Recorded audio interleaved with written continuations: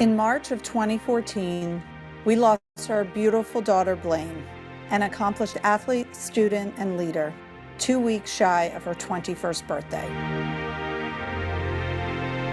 After Blaine died, we got hundreds of letters, and we came to learn Blaine's empathy, her warmth, her passion had an impact on the people that she knew and the people that she loved.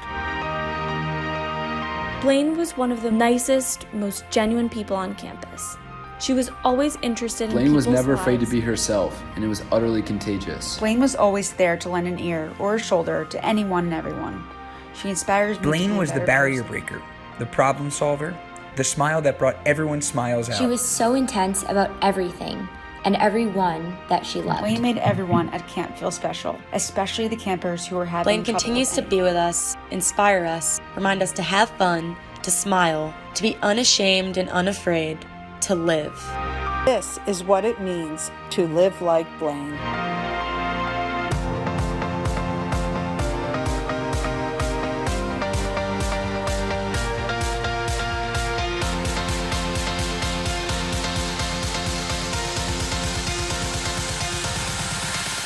Good morning, everyone. My name is Jill Steinberg, and I'm Blaine's mom, and this is my husband, Sid, Blaine's dad. And we want to welcome everyone here today to the 7th Annual Captain's Practice Leadership Conference. We usually host this conference in person in Philadelphia, but one of the silver linings of going virtual is that we can welcome many of you from all regions of the country. So we're excited that you're here today.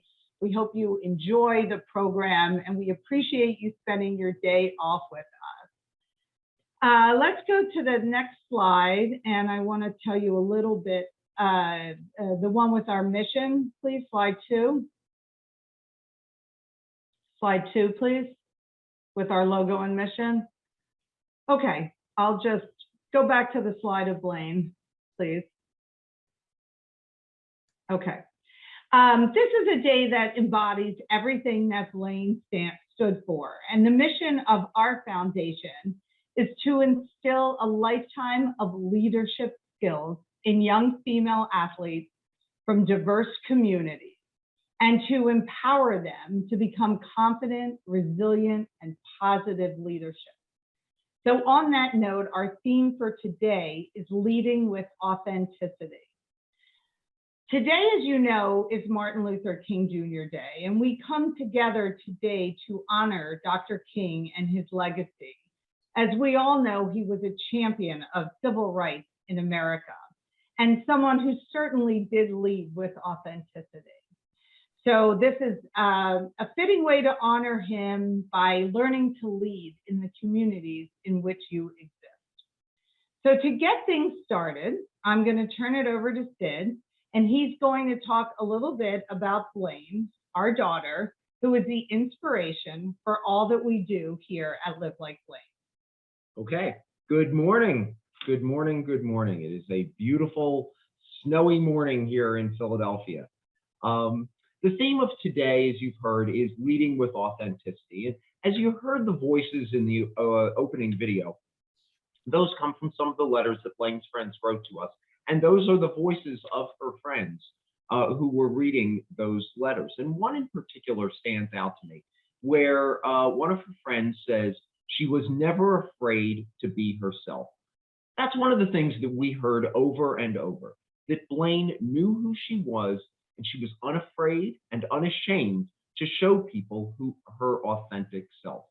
Well, who was that? Well, first of all, Blaine's room was an absolute mess between the sports bras and the t-shirts and the underwear all over. I never even knew what the color of her carpet was.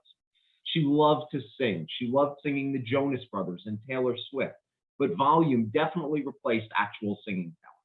She procrastinated like crazy. She tore her ACL in high school and had 2 concussions on the women's lacrosse team at Dartmouth. She never played a game in college. She transferred from one school to another in 8th grade because after being at the first one for 6 years, she felt like she didn't really fit in at that point. She loved the Eagles, the Phillies, and Penn basketball. She slept with a blankie all the way up to and including at college. She had a lot of friends, but she lost an election in student council. She definitely wasn't invited to all of the parties, and she wasn't all that thrilled with her dates to the junior and senior prom. Her soccer and lacrosse teams lost more than they won, but that never stopped her from being the hardest working kid on the team and in the gym. The point is, Blaine was just a kid. She never tried to be anything other than herself, which led her to having zero interest in the type of drama that sometimes we all get caught up in. She was her authentic self. We could switch the slide. At Live Like Blaine, we talk a lot about the 11 ways to live like Blaine, and you'll hear about them throughout the day. They're kind of what we look at and think that's what made Blaine tick. The ones that I want to emphasize right now today are integrity, connection, and always, always positivity. You'll hear today that the first person you need to lead is yourself, and that's where integrity comes in, being true to yourself. Then we'll talk about connecting, talk about connections. We always say that leadership is personal, not positional. And the key to that is making the connection with someone on your team, however you define it, whether it's time, and so that when it's time to perform, you're not just elevating yourself, but your teammates know that you'll be there to elevate them as well. And finally, we talk about positivity, leading with joy. Blaine was relentlessly positive. It wasn't cheesy, it was authentic. Okay, if we could go to the next slide, we'll talk about the word cloud. In our first captain's practice leadership conference, we asked the girls what they derived, what they got out of being on a team. And we came up with this terrific word cloud. The words that are mentioned most are the largest, of course, in the cloud. We look at determination, we look at confidence, we look at perseverance. And when we think about all of those, we think of those characteristics and those qualities, and they're found in every sport, whether that's lacrosse, whether it's ice dancing, whether it's soccer, rugby, field hockey, or basketball. The lessons are all the same. So the goal today is to help you find your voice. Not that there's one key, but as I see that there are 86 of you on this call, there are 86 different voices and different ways to lead. It's personal, not positional. And so we are really excited about this day. We have a terrific day of fun and leadership. And to start us off, I'm going to turn it back to Jill for the play-by-play for the day. Great, thank you, Sid. And I want to start by setting the tone for the day as far as engagement, right? So Sid talked about the word cloud and us asking students what the life skill they have learned from sports. And that's one of the reasons why we started this foundation when Blaine passed away. She was a real leader, both among her friend group and on her team. And we felt that she learned so many good life skills from playing sports. So if any of you feel like sharing in the chat right now, just putting in a life skill that you think you've learned from sports, we can get the chat going and have a little fun this morning as well. So while you're doing that, let me go over the play-by-play, what you can expect from the day. So after we finish our intros, we are going to start with our guest speakers. The first is Dr. Nuha Ahmed-Lee, who is the head of school of YSD Academy. She's in the education field and a wonderfully dynamic woman, truly a leader in the education field. Next, we're going to go to our leadership training portion with another dynamic woman, Nora Reynolds, from Strive Leadership. And Nora is the facilitator for our other signature program, which you'll hear about more today as well. And then we're going to hear from the awesome head coach of Penn Field Hockey, Colleen Fink, who's been a wonderful coach throughout her career and has a lot of interesting insights for all of you. Then we're going to have a college athlete panel. We have 4 amazing collegiate athletes who have volunteered their time today. One's from St. Joe's University, one's from Haverford College, we have one from Princeton University, and one from the University of Pennsylvania. So all girls just a few years older than you who are playing sports in college. You'll hear from them about their experiences. And then we will wrap it up and give you some next steps. And please know that all the speaker sessions will be followed by interactive Q&A. So we encourage you to ask questions. You can ask them on camera or you can ask them through the chat. Next slide, please. Let's just go through some rules of the game. We want to recommend that you keep your Zoom in speaker view, so you can highlight the speaker. Please mute your microphone when you're not speaking. We'd love to have you help us send us some positive energy to our speakers. We want to see your smile, so as much as you can, if you could be on camera, we'd love that. It gives us some good energy back to you. Again, if you have questions, type them in the chat and we will prompt you. At the end, we're gonna have you check out some of our programs at Live Like Blaine, some of our 2021 programs that will follow into 2022 as well. And we want you to fill out a survey at the end too. We'll show that at the very, very end, which will help us plan for next year. Most of all, we want you to have fun and enjoy the conference. And the goal is to have you, in addition to that, walk away with some leadership tools and takeaways that will help you lead in your community and on your team. Okay. Thank you. I love seeing all of the good feedback in the chat. And it's very clear from all of you that you've learned a lot from playing sports, and these skills, these qualities will serve you well throughout your life. Okay, so let's get started. If we could go to the next slide, please. Great. Okay. So I'll be back. So we'll be back. I'm gonna just move myself. Okay. All right. So let's get started on our first guest speaker. We usually have a woman leader in sports and a woman leader in business. Nuha Ahmed-Lee is our featured woman in business, and she's in the business of education. Nuha has had an extraordinary career in the field of education. She started out as a teacher and has spent about half her career in teaching and half in administration. She has a doctorate in leadership and professional education, and also teaches cognitive brain studies and education at St. Joe's. She's very well versed in this field, and we are very, very excited to speak with her. I got to know her. She actually was the head of the lower school at Penn Charter, and then she went to Shipley, where I met her, to be the head of the middle school. And she, for the last 10 years, has been the head of YSC Academy, which is an innovative model of education, combining the passion for education, learning, as well as soccer, and all male, interestingly, and hopefully we'll get to a little bit of that. So with that, I want to introduce you to Nuha Ahmed-Lee. And I was hoping, Nuha, that we could just first start by you talking a little bit about your professional journey and what it is that you do today, and then we'll get into some of the more personal stuff. Sure. So thank you, Sid and Jill and everyone connected with this organization, because it's so exciting to be here.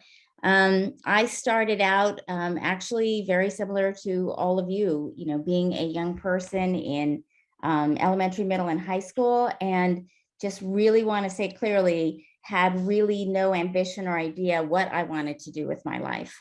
And it's a really scary place to be when you don't know what your future is going to hold or what capacity you have. But one of the things that I've learned, I started, I moved here when I was very young, 6 years old, from India. My parents were immigrants. And when I started to go to elementary school, it was in California, then middle school in California, high school, and then I moved to college at the University of Washington. I think I was known as kind of major of the month. I had absolutely no idea what I wanted to do, but I took an education class and I thought it was the easiest A I had. And I realized it was because it really spoke to me. So I got my undergraduate degree in education and worked with elementary and middle school students. And then I moved to New York, and I taught in public schools and private schools and got my master's in educational administration. I didn't know I wanted to go into administration. I just thought that was the right thing to do. So I kept on taking classes and getting into that area. But I always wanted to still work with kids. And then when I moved to Philadelphia, I worked at the Philadelphia School, which was downtown. And then I was at Chestnut Hill Academy, an all-boys school for middle school for years. And then I became the head of lower school at William Penn Charter and the head of middle and upper school at Shipley. Got my doctorate at Penn at the same time in leadership and professional education. But I guess a big turning point is when I was at Shipley and I was excited to do what I was doing. I loved the experience there. Someone came up to me and asked me if I would like to start a school for soccer athletes. And I had absolutely no idea how to start a school, had never played a team sport in my life. And I said, sure. And I think that is probably one of the things that I would leave with people is that you just don't know if you're going to succeed or fail at something. But I always thought in the back of my head, no one can blame me for trying to do something new or different. And I think that's one of the lessons I learned. So I've been at YSC Academy for the last 9 years as the founding head of school. It is a labor of love. It's a vision I have in terms of education for athletes. And I will say at the end of my presentation that if you hear anything about the presentation you like, or you think that's a cool model, our next phase is opening up a school for girls. So I would be really, really excited. But it's really harnessing the power of sports, the leadership in sports, giving student athletes the ability, in this case, to play soccer in the morning, have their education in the afternoon, and often be able to play again and train in the afternoon. So it's a wonderful model, and I really love it. It's a niche school, and it really is not just for young men. It's for young women, and it's for everybody. So there's wonderful opportunities ahead. Wonderful. It's an incredible career and resume you've put together, and obviously congratulations on all of your successes. I know when we talked earlier, I had asked you about a challenge that you've had early on, because as we all know, we never take a straight road anywhere, right? There's always ups and downs and challenges. Would you be able to share a challenge that you faced as a young person thinking about your career? Yeah, sure. So, when I started out, I told you I was a family of immigrants. So I was born in India. I am by religion Muslim. And so I came to this country. I was, one of those kids in high school, because I didn't do a lot of sports. I really focused on my academics. And so I thought I would just continue on to college. When I was in college, right at the very beginning, I was really struck by a challenge that was unexpected. And that was my parents had planned an arranged marriage for me. And it was really to my surprise. I had no idea that was something that they would have expected me to do living in this country, being raised in the country. But it was something not only that they expected me to do, but felt very, very adamant that it was the only way they could really control that, I would have a great life. I would marry someone who was Indian. I would marry someone who was Muslim and carry on. And I think, Jill, that was my first challenge because I love my parents. I didn't know how to disappoint them. And I also had a young man who I fell in love with, and I was only 18, 19 at the time. And so I, did the honest thing, which is I told my parents that I wasn't interested in that. And I had someone who I would want to marry. And my family said, well, you really have to make a choice. You can have your family or you can have your boyfriend. And I don't know why or how, but I was 18, 19. I said, I'll have my boyfriend. And I walked out of my home and I didn't see my parents for another 2 years. And I continued with my education, and we were planning our wedding when I was 23 years old, which seems almost impossible now to think, to get married when you're that young. But my parents eventually did come around. Thank goodness we had my current husband's family to support us. And they were just very scared that, they brought their kids to this country and who knows what would happen to them. And so that was the first hurdle I would have. And I think what I learned is when you have something that is such a big hurdle and you don't have anyone in front of you to look at, to say, this was something that I knew someone else did. You don't know if you're right. You don't know if you're wrong. You don't know if it'll happen. And you just often need one person to say, you're okay, move forward. And for me, that was my husband at the time. Now we're married, 33 years, and we have 2 kids who are 22. And so, things work out. But whatever happens when you're 18, 19, older, you're going to face people who either have a plan for you, they give you advice, or they tell you to do something. And it's really hard to be able to just listen to yourself. And I was listening in the intro when you were talking about Blaine. Being true to yourself is probably the most important thing that I think is important to do in life. And I think it's very hard, because when you are true to yourself, it means that you have built up experience and confidence that that's the right thing to do. When you're young, you don't always have that. And that's an incredible story, personal story. You also mentioned that your parents had some professional expectations for you as well. Yeah. That you were then using your authenticity to pursue your passion. Yeah. Can you talk a little bit about that? Yeah. Yeah. So obviously, my parents, came here from a different country. And so I knew that they always wanted the best for me. What I didn't know is it would come into conflict with me developing into myself. And so, when I was off in college, the pathway was you could be a doctor, you could be a lawyer, you could be an engineer. And to me, I didn't want any of those careers. I actually felt very pressured, applied to medical school, applied to nursing school. And then, when I got in, I realized that I just didn't want to do any of that. And so again, I felt like a good kid, continuously disappointing my parents and saying, no, I don't really want to be who you want me to be. I need to discover who I am myself. So I distinctly remember my mom saying to me, well, you're not going to be a teacher or anything like that, are you? And I was like, I loved kids and that's what I wanted to do. So I kind of feel like every time you begin to discover something about yourself, you have to put it out there. And when you put it out there, someone's going to have an opinion about it. And so I actually, that is the reason I got into teaching, is I knew that it was something I was good at. I loved little kids. I loved advocating for kids. And when I continued to go into education and teach for many years, I remember very, very clearly that, you have to prove to yourself that you're good at something. Of course, my parents came around. The more, I loved what I did and they saw what I did. I actually remember being in middle school at Chestnut Hill Academy. And as I said, I didn't have a background in athletics. And the head of middle school said, do you coach or can you coach? I think I said, yes, I can.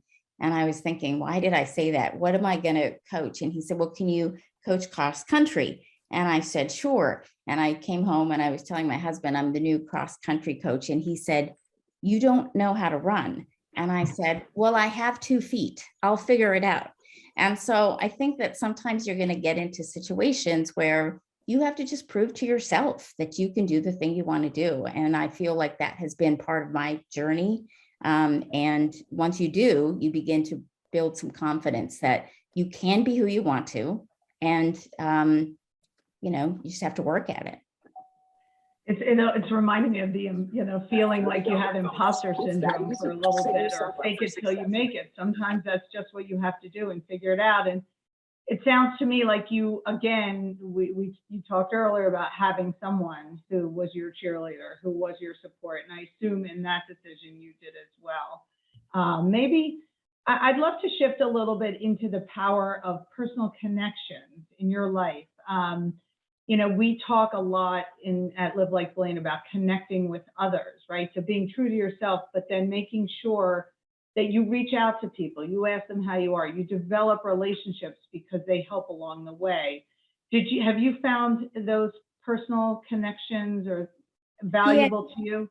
Yeah, I think those connections and networking with people and knowing kind of who's in your court is really important. Although I had some trials and tribulations with my parents, my mom was a huge inspiration for me. And so I always saw, her advancing her career and who she wanted to be. So that was probably my first. When I got into my professional career, I was always surrounded by many people who, at the time that I started becoming an administrator, felt like I was really young. I didn't really quite know what I was talking about. And so I had a hard time finding people who I could really be vulnerable with. And I actually networked with a couple of people. One was a teacher who was retiring, believe it or not. She was at Penn Charter, and she was retiring at the time, and she was very knowledgeable just about all sorts of things that I needed to know. And so she kind of took me under her arm, and I stayed with her, and she was a mentor, and she's been a mentor for me actually throughout my career, whatever role I've been in. And I think when I was in a position of starting at YSC Academy, there were a lot of people who said, you haven't been in a team sport, you haven't played soccer. How do you get the opportunity, and how are you the right person for leading a school for athletes? And that was, it was a little embarrassing at times because I didn't have an answer to say. I didn't have a background, but I just knew that I believed in kids, and I would listen to kids, and I would craft a mission and a vision from there. And so she was really, really good about supporting me in that way. And I still connect to people who now find that, it's easy to find people when you become more successful that want to be able to support you, but it's not that easy until you've proved yourself. Great. And staying on that theme a little bit about sports. I mean, interesting that, you are running a sports academy, a sports educational academy. What have you found to be the value of sports in developing leaders? Yeah, so I think, sports is an amazing opportunity for young people to be able to really join in a team, join in a group. There is a lot of group identity. There's a lot of support built in, but within the team, there are plenty of individuals who begin to grow themselves. And so really with the support of a really great coach and teammates, you begin to realize and build that confidence in yourself. You can take risks together, you can learn together, you can fail together, but you are all unique individuals. The hard work is number one. It takes a lot of hard work, not only to become an athlete, to be a student athlete. The confidence you get from every time you realize you get better, the wins and losses teach you so much about resilience. And so when I look at the population at our school, I see, whether they're boys or girls, a lot of individuals who are putting their heart into something that they love, a passion that they have. And there is a supportive structure there when they succeed and when they fail.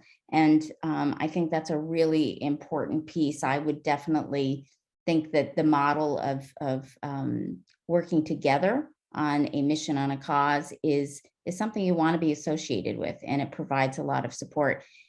The one thing I will say is that in a group, when you are in sports and you're all working at something together, it's really important to also identify who you are as an individual within that group. Because there are times where you're going to need to be more of a leader, and there are times where you're going to need to be more of a supportive role. And as you learn those different roles, I think it just enhances you in life to be able to be supportive in a variety of ways. Great, that's great. Okay, so I also want to ask, you've talked about being different than some of your counterparts, right? You're female, you're Muslim, you're Indian, you're just different than perhaps many of your counterparts. I guess I'm curious what you have found. Is your leadership style different than theirs? And what have you done to adjust and to shine in a room like that, where maybe initially you were intimidated because people didn't look like you. Yeah, I think, I mean, you can't see on Zoom, but I'm, 5 feet. And so I'm not a large person, a very small person. And so I think that, you walk into a room and people kind of size you up. And so for me, I've always felt like you need to really stand for something. My biggest belief that I think has, separated me from other people who, have been doing the same job, and maybe why I've been more successful, is a really strong belief in I'm an advocate for every student. I'm an advocate for kids. I believe that schools are places that are built around, teachers and, curriculum and content, but they're really not built around kids. And there's not a lot of voice kids have in the building of schools. And I think that that's a problem. I also think it's why kids don't like school so much. And so I would say that for me, the most important voice in the school is the experience and voice of a student, because they're the ones who you're trying to influence. And I don't know a lot of maybe administrators or peers who feel as strongly as that. And so when decisions are made in our school, whether it's to change the schedule or to be able to bring in a program, there's always adults that you talk to and faculty, but every decision that we have, I always consult the kids. And what I find out when they consult them is they really help you understand what they're going through, what their challenges are. And I think it's a missed opportunity in schools, and people don't do that enough, whether it's on a team or in a school. That's what I was going to say. It sort of reminds me of some of our themes of you need to get to know your teammates personally off the field, and then things just gel better on. Okay, Nuha, wonderful. This is great. Thank you so much for all your honest answers and the interesting things that you've talked about with me. I want to now open it up to the audience for the final 10 minutes to see what questions they have. So if anybody wants to put questions in the chat, we will monitor that. If anyone wants to ask a question on screen, we're happy to do that. I'm going to first call, I see that Gabby has a question. Gabby? Hi, thank you so much for speaking to us. That was so great. And I have a quick question for you. Is there a lesson that you wish you knew in high school that you learned later in life? It's a great question, Gabby. I wish that I knew that it was okay to be yourself. I know that sounds strange to say, but I think that kids get a lot of messages about, you need to have these grades, or you need to meet this expectation, at least in my experience. And so, if someone was to say, you're going to learn, you're going to fail at things, you're going to grow at some things, you're not going to know what you really want to do, and that's okay. That would have been really helpful to me, because I think it's normalizing the experience that a lot of youth have. I think, I always have, we're supportive of whatever you do, but that's very different, because kids always feel that they're expected to do something awesome and wonderful when they really have no idea what their future is going to hold. And so it's okay to be messy, and it's okay to not figure it out, is probably what I wish someone had told me. Nothing is a straight line, right? We evolve in our life, in our careers, and all of that. Okay, so someone else is asking, what is your biggest piece of advice for choosing a career path? I always say that, when you're in school, whether you're in high school or college, there's going to be something that you like and you're really good at. And, it sometimes, whether it's art or working with kids or a people person or, whatever it is. And sometimes it's not really clear that that particular skill is a job, or that particular skill is something that you can do. But I would say, don't believe that. I always say, like, the best jobs out there are the ones that haven't been created for you yet. When I was in college, I ran a business of cake decorating. I love cake decorating. I used to do it at home. And then when you're in college, there's no place to get a birthday cake for somebody. So I, started that. And then I started doing resumes. And what I didn't realize at the time that I was doing it is, yes, I was making money, but I was doing something that I knew how to do and people wanted. And so I translate that to kind of a career piece, which is that do the thing you love to do and put it out there, and you will be able to really find the thing that you love. There's also a difference between the thing you want to do as a career and a hobby and things that you just enjoy. And so I think that, it's very, very hard for young people to try to balance the thing they like and the job. And so for me, I would tell you that if you focus on the thing you like and you do it well, look for opportunities to fit into a job or career that might be out there. And you got to enjoy it, because that's how you get good at something. Great. All right, we have a couple other questions. So I'm going to try to get to, we have 5 more minutes. I'm going to get to a couple of them. Someone asked if you were ever nervous that your parents weren't going to come around. Yes. Yes, I was. I mean, I say that like, oh my God, it was probably the most difficult and painful part for me, because, during adolescence, you can really kind of say my parents are unfair, they don't know me, but I loved my parents and I still love my parents. And it was harsh for me to understand that they didn't support what I wanted to do. And I don't know why that was such a surprise, because, if I look back, they didn't really support maybe a career choice that I had at the beginning.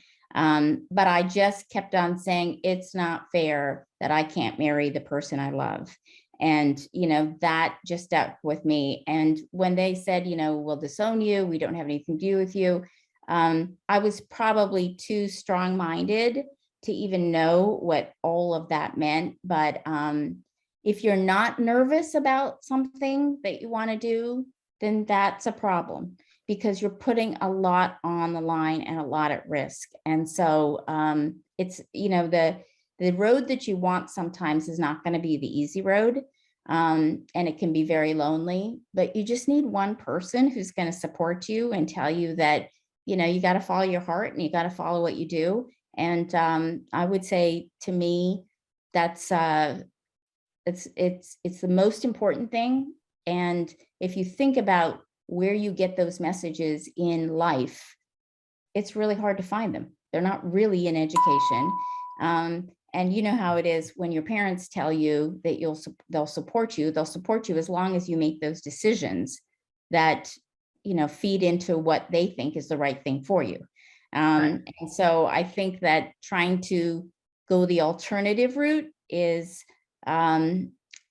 really hard. And so, yeah, I appreciate the question. Was I nervous? I was very nervous, and I was probably too young to know enough about what all that meant.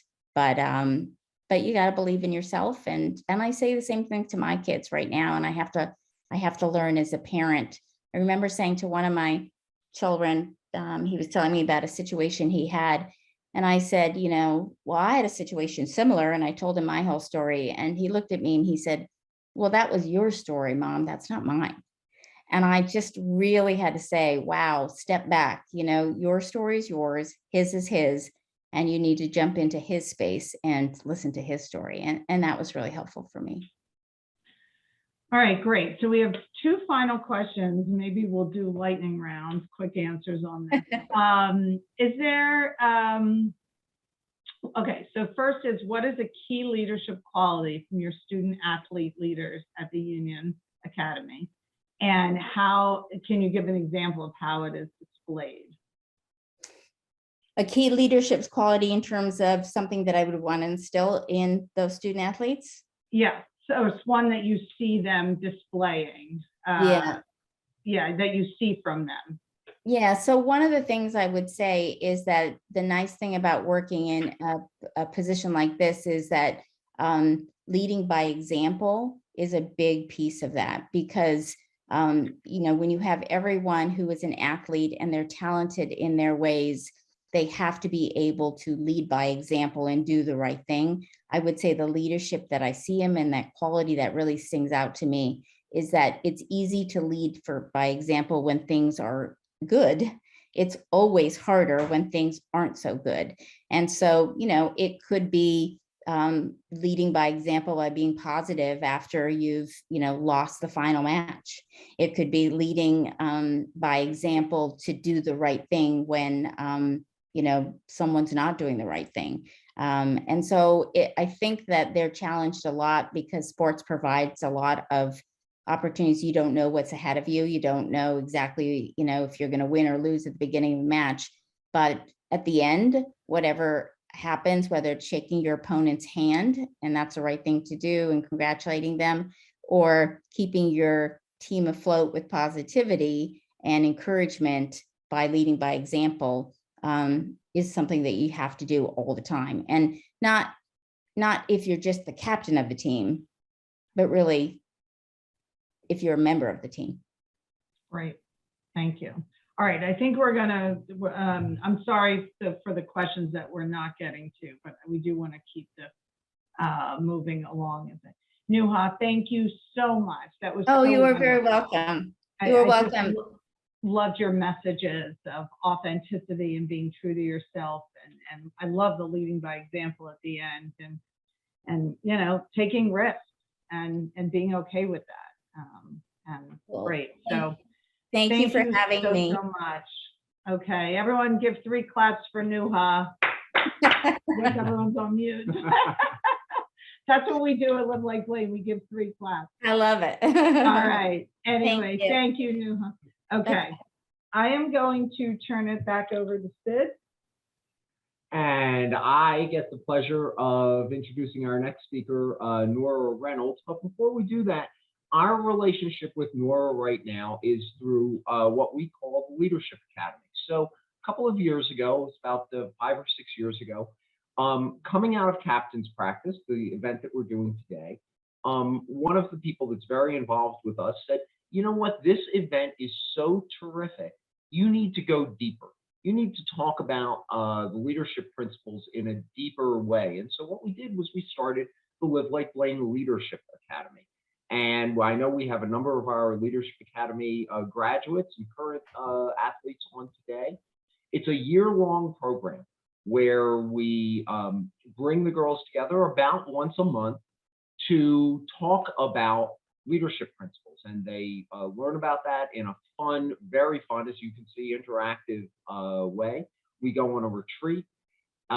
There's a community service project at the end of the year.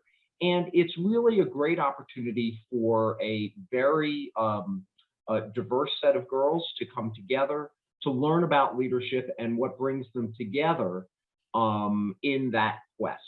And our applications for the Leadership Academy open in March. It's open to rising 10th graders. So the current freshmen who are on the call or on our captain's practice today, you guys are all eligible to be in next year's Leadership Academy. And we really, really hope that you will join that. And what we did was we asked some of our Leadership Academy athletes what they hoped to get out of Leadership Academy. And so we have that video for you now.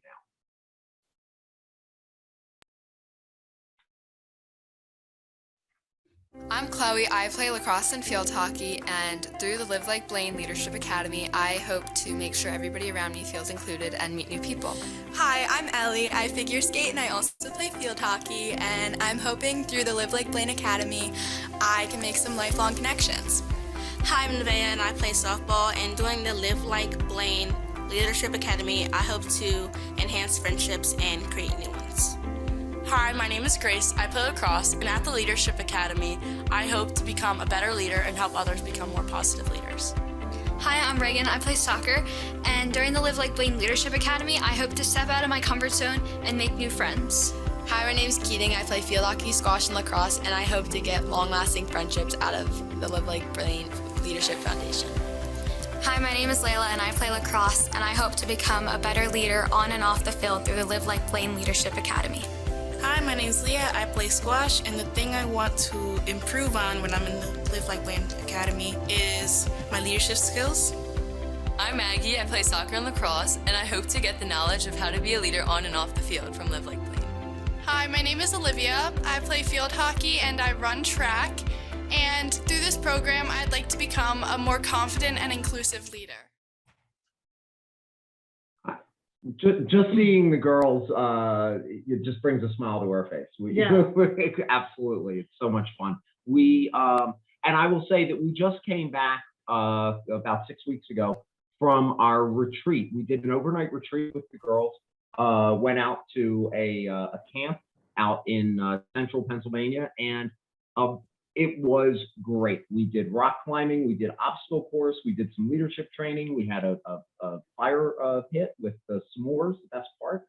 And it was really a terrific opportunity to get to know the girls, for the girls to get to know each other, and to come together in the spirit of leadership. And with that, I'm going to turn it back to Jill to introduce Nora. Okay, great. All right, so now we're going to move into our leadership training portion of today's program. If there's one piece that you want to definitely turn your camera on for, this might be it, so that Nora's going to be very interactive with you throughout her session.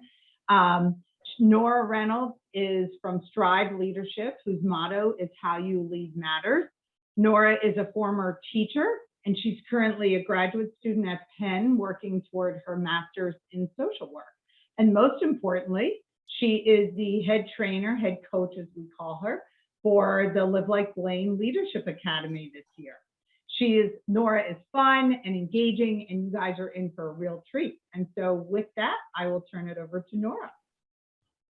Oh, thank you so much, Jill and Sid, for such a lovely introduction. I'm so excited to be here. I'm excited to see some familiar faces and names on the call. Like they said, my name is Nora Reynolds, and I have the true pleasure of being the head coach for the Leadership Academy this year. Just to tell you a little bit about myself, in addition to teaching, I was the head coach of a boys and girls track and cross country program for 4 years. And I ran track and cross country in high school and on the club team at the University of Delaware.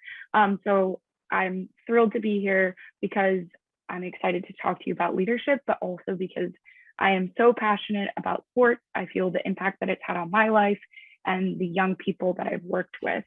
And also my favorite food is ice cream. I felt like that was important to share with you today.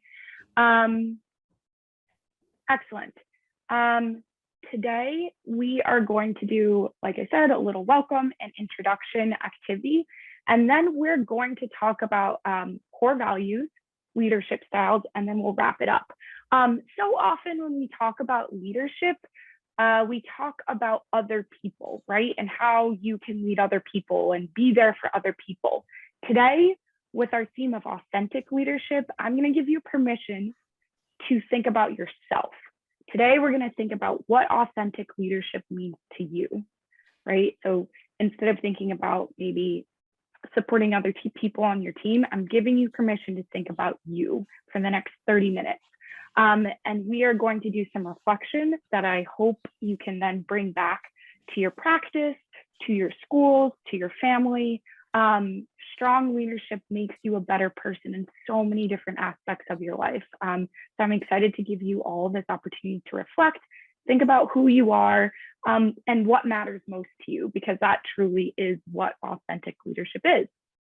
All right, so the first thing that I want to do is, this is an engaging activity. So stand up, and I want you to find an object in the room that shows or kind of is a symbol of the kind of leader that you are. I did this activity last week and I was in my office and I found a glue stick because I think that me as a leader, I'm the glue that holds people together. Somebody else that I was with was in the room and they had an Etch-a-Sketch pad, and they held up the Etch-a-Sketch pad because they feel like as a leader, they're willing to make mistakes and erase their Etch-a-Sketch pad and start over again. So find something in the room that you're in that is that shows the type of leader that you are, and hold it up to your camera so that we can all see it. And share in the chat. Okay, Victoria, what is in this? There's a lot of people. I see books. Can someone explain why they picked what they did? One person from that room.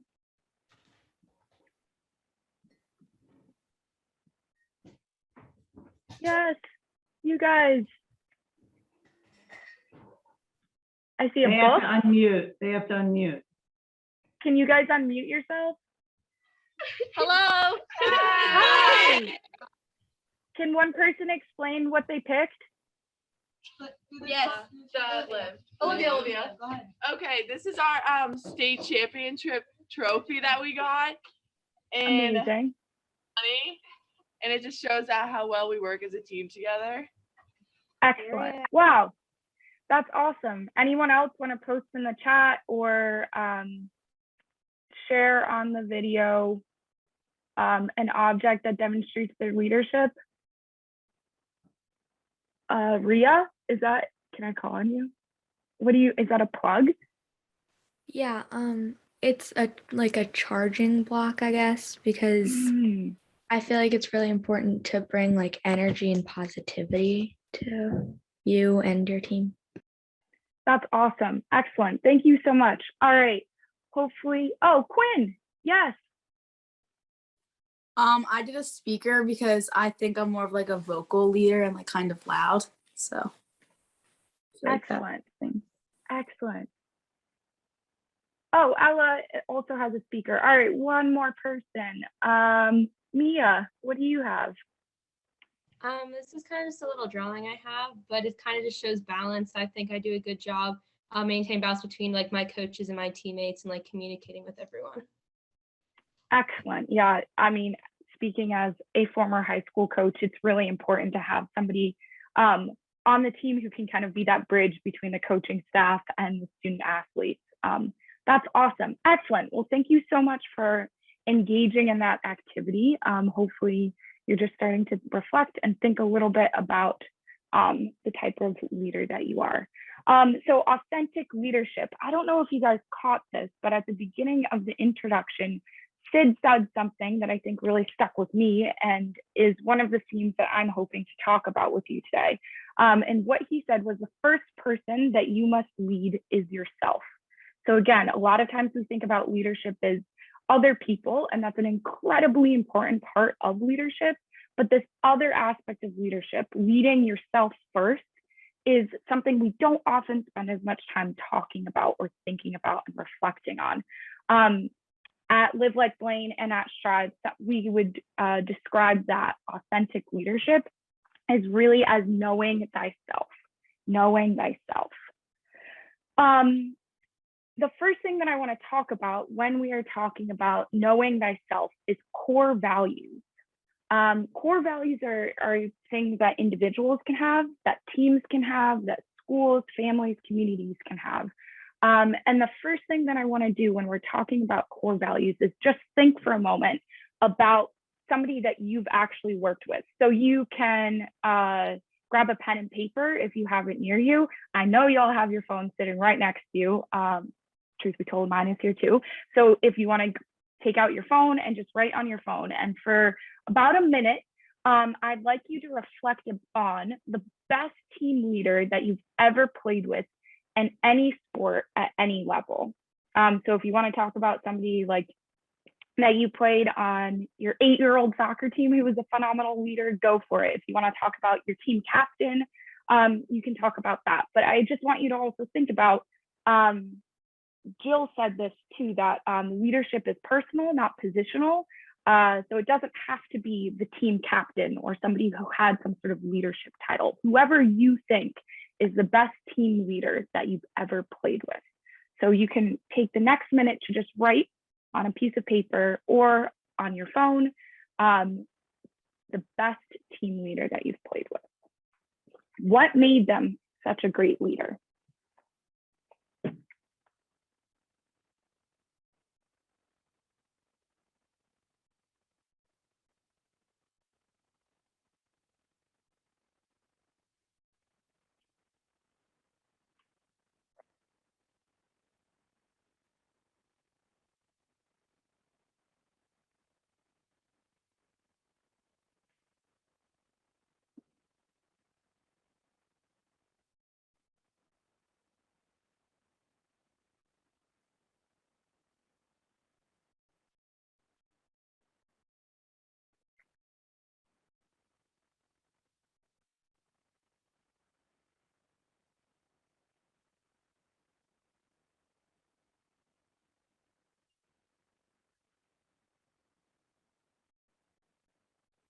All right, as we're wrapping up your last thoughts, if you want to just use like the reaction emojis, if anyone wants to give a thumbs up if they've finished their thought, or do you need more time? How are you feeling? Thumbs up. Okay, I would love if you could post in the chat, what made these people a great leader? What did they do that made them such a great leader? Or you can also just come off mute and tell us what made this person a great leader. So I see in the chat, someone said their leader worked their hardest and set a good example of what to do on and off the field. Excellent.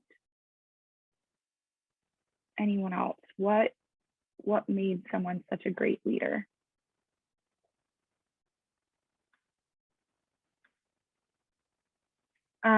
Okay, someone else shared that the leader they were thinking of had clear goals for the team and kept them on track while also energizing the team.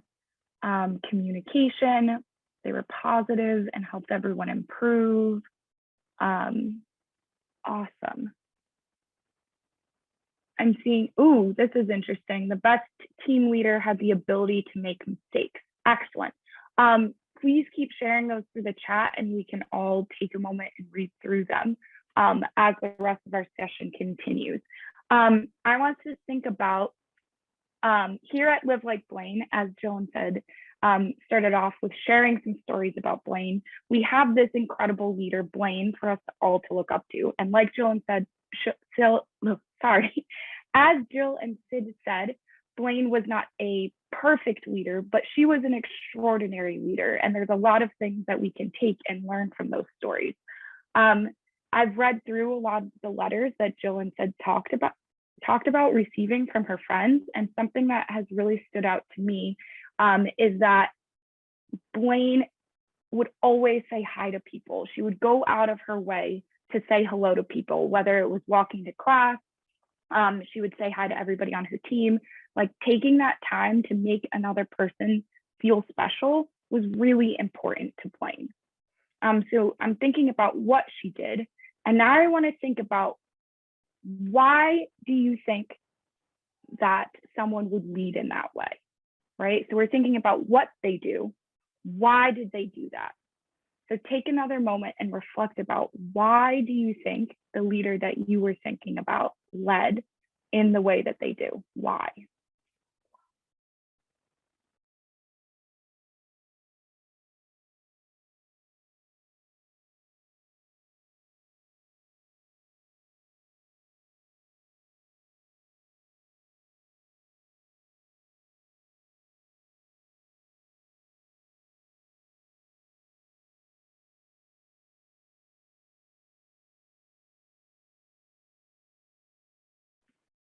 All right, you can wrap up your last thought on why you felt like your leader led the way they do. When we're thinking about our example of Blaine and the way that she said hello and took the time to connect to people, I think about the core values that Live Like Blaine has for our organization. And I'm thinking about what Blaine did, taking the time to greet people and why she did that.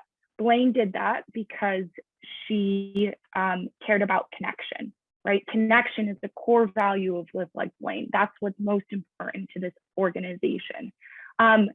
when you say hi to people, that could also bring a lot of joy and excitement and positivity into the lives of people. So really what core values do is help us to understand why we do what we do, right? Our core values help us to understand why we do what we do. And when you have a life driven by core values, that means that what you're doing is connected to your core values and is connected to your why. And when we are leading authentically,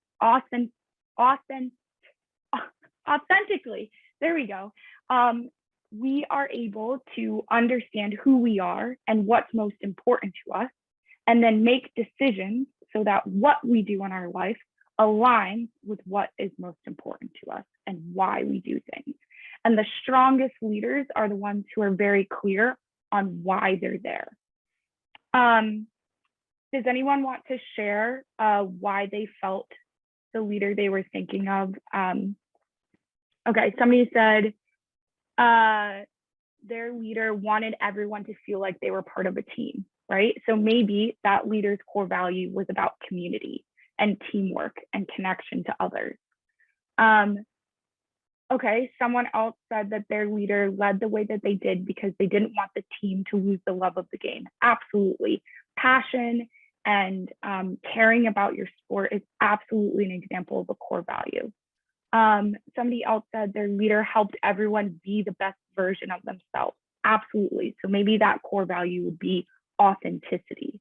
So hopefully these examples and thinking about leaders that you actually interact with on a daily basis is giving you a deeper understanding of core values and the way that leading authentically, leading through your core values can help you be motivated and stay true to who you are.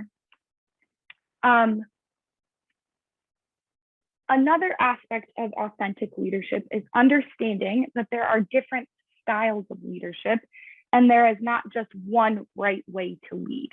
At Strive and at Live Like Blaine, we talk a lot about leadership styles.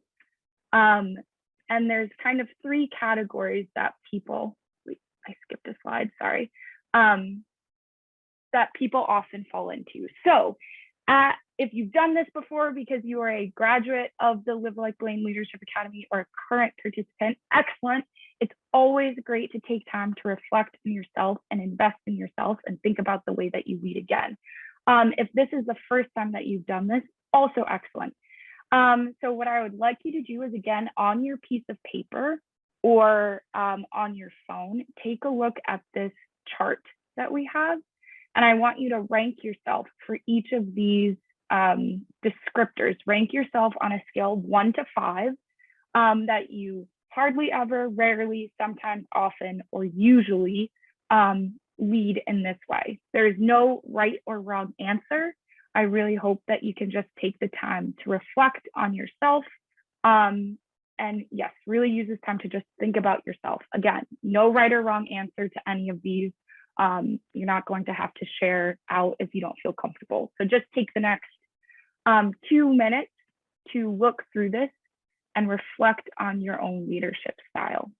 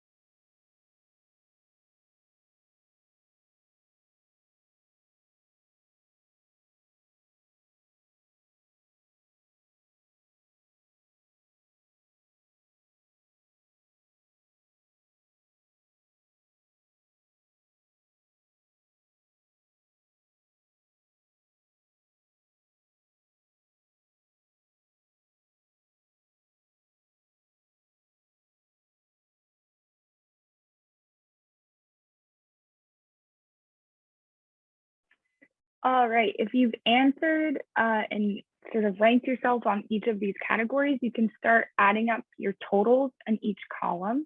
And once you've done that, if you could write in the chat which column you have the most, you scored the highest in.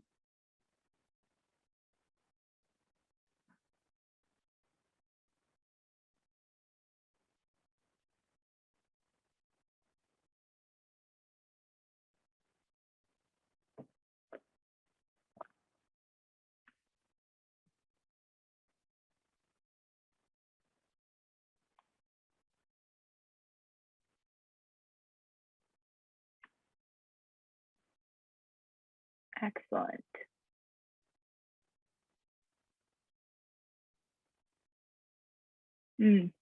Yes, Sarah, I see that you said you had the most in one, but column 2 was a close second. That's excellent, and I'm going to come back to that point in a few minutes.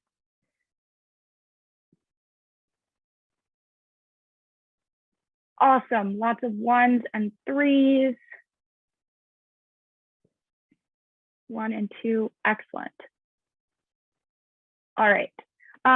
So like I said, this column can help us to start to understand what our primary leadership style is. And part of being an authentic leader is understanding who you are and how you lead, right? And the ways that you interact with people. So at Strive, we kind of break it down into these 3 groups. So the first one is a leader by example. So these are the people who often demonstrate passion, hard work, confidence, respect, right? This might be the person who like quietly is the first person at practice every day, or they're always there to do the next rep, right? If there's sort of extra work that needs to get done, they'll do it, and they don't always need like the recognition to get that done. The next kind of leader that we often talk about is an enforcer, and this is kind of confusing. This was actually column 3. So the enforcer is the person who holds other people accountable. They tend to be more direct and address issues, and they're firm and fair and assertive. And then last, this is my primary leadership style, is the encourager. So this is the person who, if your team is losing and you look at the bench, this is the person who's standing up and cheering for the team, encouraging people, even when it's hard to be positive. These are the 3 main groups, and this is how we often think about leadership, is kind of fitting into one of these 3 groups. But it's important to note that different moments require different styles of leadership. So I said that my primary leadership style is the encourager. I'm the person who cheers people on, who has words of encouragement.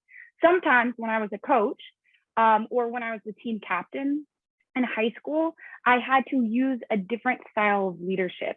There was a group of people who would come to practice late, and they wouldn't have all of their gear, and they weren't ready for practice. And my coaches really relied on the captains to be the people who held others accountable to being on time to practice and to showing up ready. So I had to use a different style of leadership. I had to be an enforcer and have a direct, difficult conversation and be like, hey, you're not on time to practice. That doesn't align with our team's core values. What can I do to help you figure out how to be at practice on time?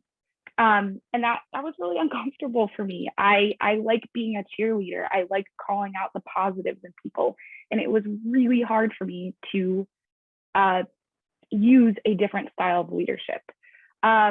Different leadership moments require different styles of leadership. But what doesn't change is your core values. The core values stay true no matter what style of leadership that you are choosing to use in that situation. So your challenge moving forward is to figure out which style is needed in each situation and why. So if your team, like I said, if your team is losing and it's the final minutes of the game, is that the moment to lead by enforcement? Is that the moment to lead by example? Is that the moment to lead by encouragement? You also want to put yourself in positions that highlight your primary style of leadership. So maybe you're with a group of captains on the team, and there's somebody who leads by enforcement, and there's somebody who tends to lead by encouragement. You could sort of make decisions and be like, hey, like maybe your role as a captain is to help people, hold people accountable to meeting our team standards. And the person who is the encourager might say, all right, I'm going to be the person who's always cheering people on and building really personal connections with my teammates. And then the last challenge that you have when it comes to leadership styles is to practice the leadership styles that don't come naturally to you. As a leader, it is your job to be adept and to be flexible and to be good at multiple types of leadership. And you want to help the other people on your team to do the same. So just to wrap it up, as a reminder, this is Blaine. This is our model of leadership that we're looking at.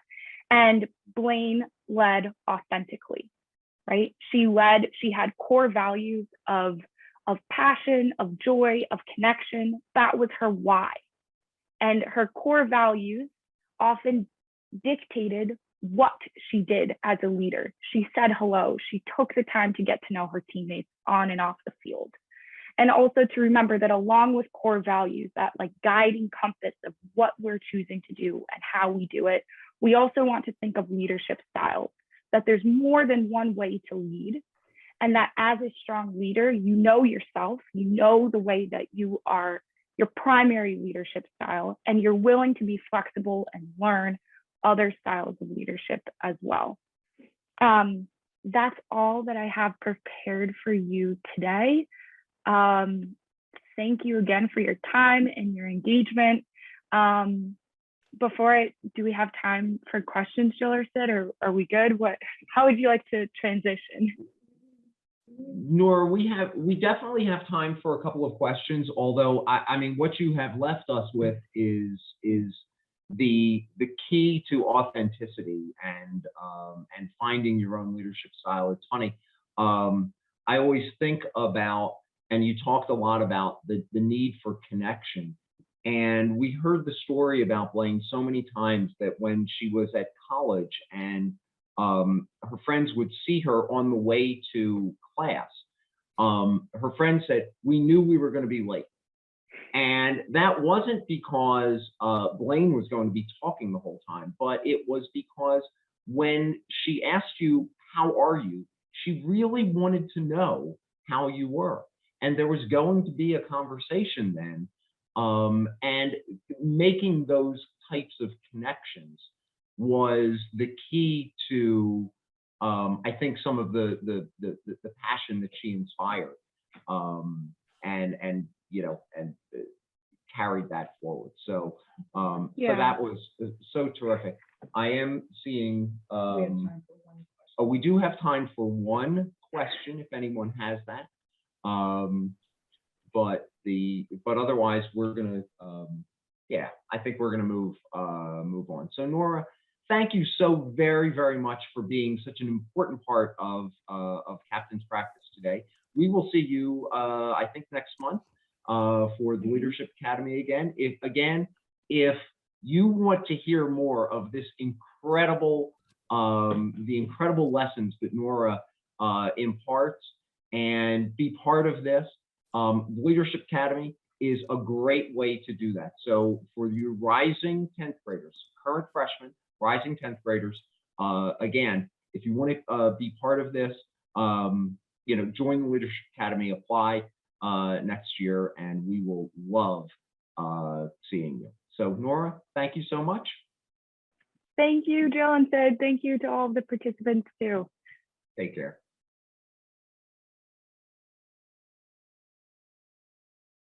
And now I have the terrific pleasure of introducing our woman leader in sports, and that is Colleen Fink. Colleen is the head coach of the University of Pennsylvania women's field hockey team. She was named head coach in 2010 after having coached at Haverford, St. Joe's, and at her high school, Archbishop Carroll. She had a national level high school and collegiate career playing at St. Joe's. She's Philadelphia born and bred, so she's probably a little upset about the Eagles today. She's had a 10-year run of success at Penn, routinely finishing in the top half of the Ivies. She runs a nationally ranked offense and has had a consistent run of all Ivy players as well. But I have to tell you, the reason that we wanted Colleen to be a speaker at captain's practice today was a couple of months ago. We ran into one of her former players, and we were talking about the principles of Live Like Blaine, about leading with joy, with resilience, with positivity. And she said, oh my God, that's Coach Fink. That's Colleen. You guys have to connect with her. And so we are so lucky to be able to have a conversation about leadership with her, for her to be able to impart some of that leadership style for you, and you're in for a real treat. And so with that, I'm going to introduce Colleen Fink. Hi, Colleen. Hi, how are you? Thank you for having How me. Are you? Good. You got me a little choked up when you said you ran into one of my players. So that was so nice. Thank you. Well, you know, the impact runs a long way. So let me just ask you first. Are you a little upset about the Eagles after yesterday? Oh my gosh. Well, if anyone follows me on Instagram, they know that my son, who's a 9-year-old, is an insane Eagles fan. We were in the live Vince Papale viewing party, and he has all this sports memorabilia lined up. And you know, that opening drive, I was like, oh, this is not going to go well. So the only good thing is that he had a basketball game at 4 o'clock. So I was like, it's going to be hard to get him out of the house to get to this basketball game on time if this game is close. We had no problem leaving. I'll just put it that way. We were ready to stop watching the Eagles game. So. Right.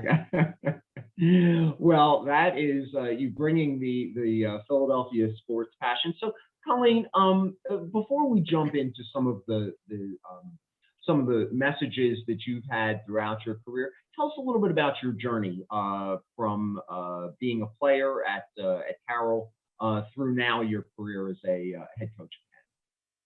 Yeah, no, absolutely. So first off, thanks to all the young women on the call. It's great to see some of you. I know some of you have your video off, which is totally fine. Maybe just give yourself a little stretch. I know sometimes sitting and listening for a while, and you know, sometimes you just might need to readjust. So feel free to do that. You know, my journey was really interesting. You know, I think that in part my coaching journey started at a very young age because my father was a collegiate track and cross country coach. So I often say that I wasn't parented, that I was coached my whole life. So from a very young age, I just, you know, was constantly being provided lessons and, you know, questioned how I could have done something differently. So, you know, and I always just knew that I was going to be judged for my own leadership and my own character and my own values through the eyes of my father, who was such an established coach. So, you know, I actually never thought I wanted to get into coaching personally. I thought I saw how much time it took from my father and how hard he had to work and the recruiting calls he had to make every night. And I just said, oh, that just looks like a lot of work. I don't want to do that. And then my first coaching job, as you mentioned, was at Archbishop Carroll. And literally after the first day, I was like, okay, change of plans. This is what I want to do. So it was really ironic that I so quickly shifted gears away from what I thought I wanted to do. And I think it's just because, and everyone on this call who's a part of a team, whatever type of team that is, there's something really valuable about feeling a part of a team that you can't replace with anything else. And so I think I was longing for that after graduation, you know, like I need a community, I need a team. And then being back in that environment very quickly, I knew that that's what I wanted to do. So, yeah, my journey it's been great. It's not all about the titles, as you guys have mentioned multiple times. You know, I was a high school coach. You know, people view high school coaches one way. You know, I was an assistant coach. People view assistant coaches one way, you know, and now I'm a head coach at the University of Pennsylvania. So when I say that to people, they light up, oh, wow, you know, but I still think that a lot is the same, and obviously a lot is different, from how I lead. And Colleen, it sounds like this may have been an early on thing, but when did you become aware of leadership as something that that was its own skill and something that had its own importance as opposed to just being on a team? Yeah, I think, one of my earliest memories, my father being a leader and being a coach, people just engaged with him so differently than other people. He was just so respected. His character was always applauded. We were really fortunate that he would bring home some of his athletes for dinner, and so I got to interact with collegiate athletes at a very young age and see the way they conducted themselves and presented themselves, and you knew right away that there was something different about those individuals. And I would almost categorize it as like there was a thoughtfulness as to like what they said and how they acted. It wasn't reactive all the time, right? So I think that's what I learned, from a very young age about leadership, is that it's a little bit of calculating, right? You can't just always do what you feel in the moment. You have to actually be present and think, how is my reaction or behavior going to affect my team, my family, my friends, and what that ripple effect looks like, and the importance of that. So I think I knew that pretty early on in life. And how have you, it sounds like there's an intentionality to that, something that you're kind of thinking about your actions through, how is this going to impact others potentially? How have you worked on that is kind of made that a part of your activities? And then I'm going to ask you how you pass that along to the young women that you coach. Yeah, I think I haven't always been this way, right? This is an evolution. Leadership is an evolution. It's a process. I remember looking at my father as a leader and being like, oh, he needs to be stronger and tougher and more assertive. I'm more passionate by nature, right? And so when I first started coaching, that is very much how I coach, right? So my first couple of years, sometimes I look back and I cringe a little. I'm like, oh my gosh, I can't believe I said that, or I can't believe I acted that way. And that's okay.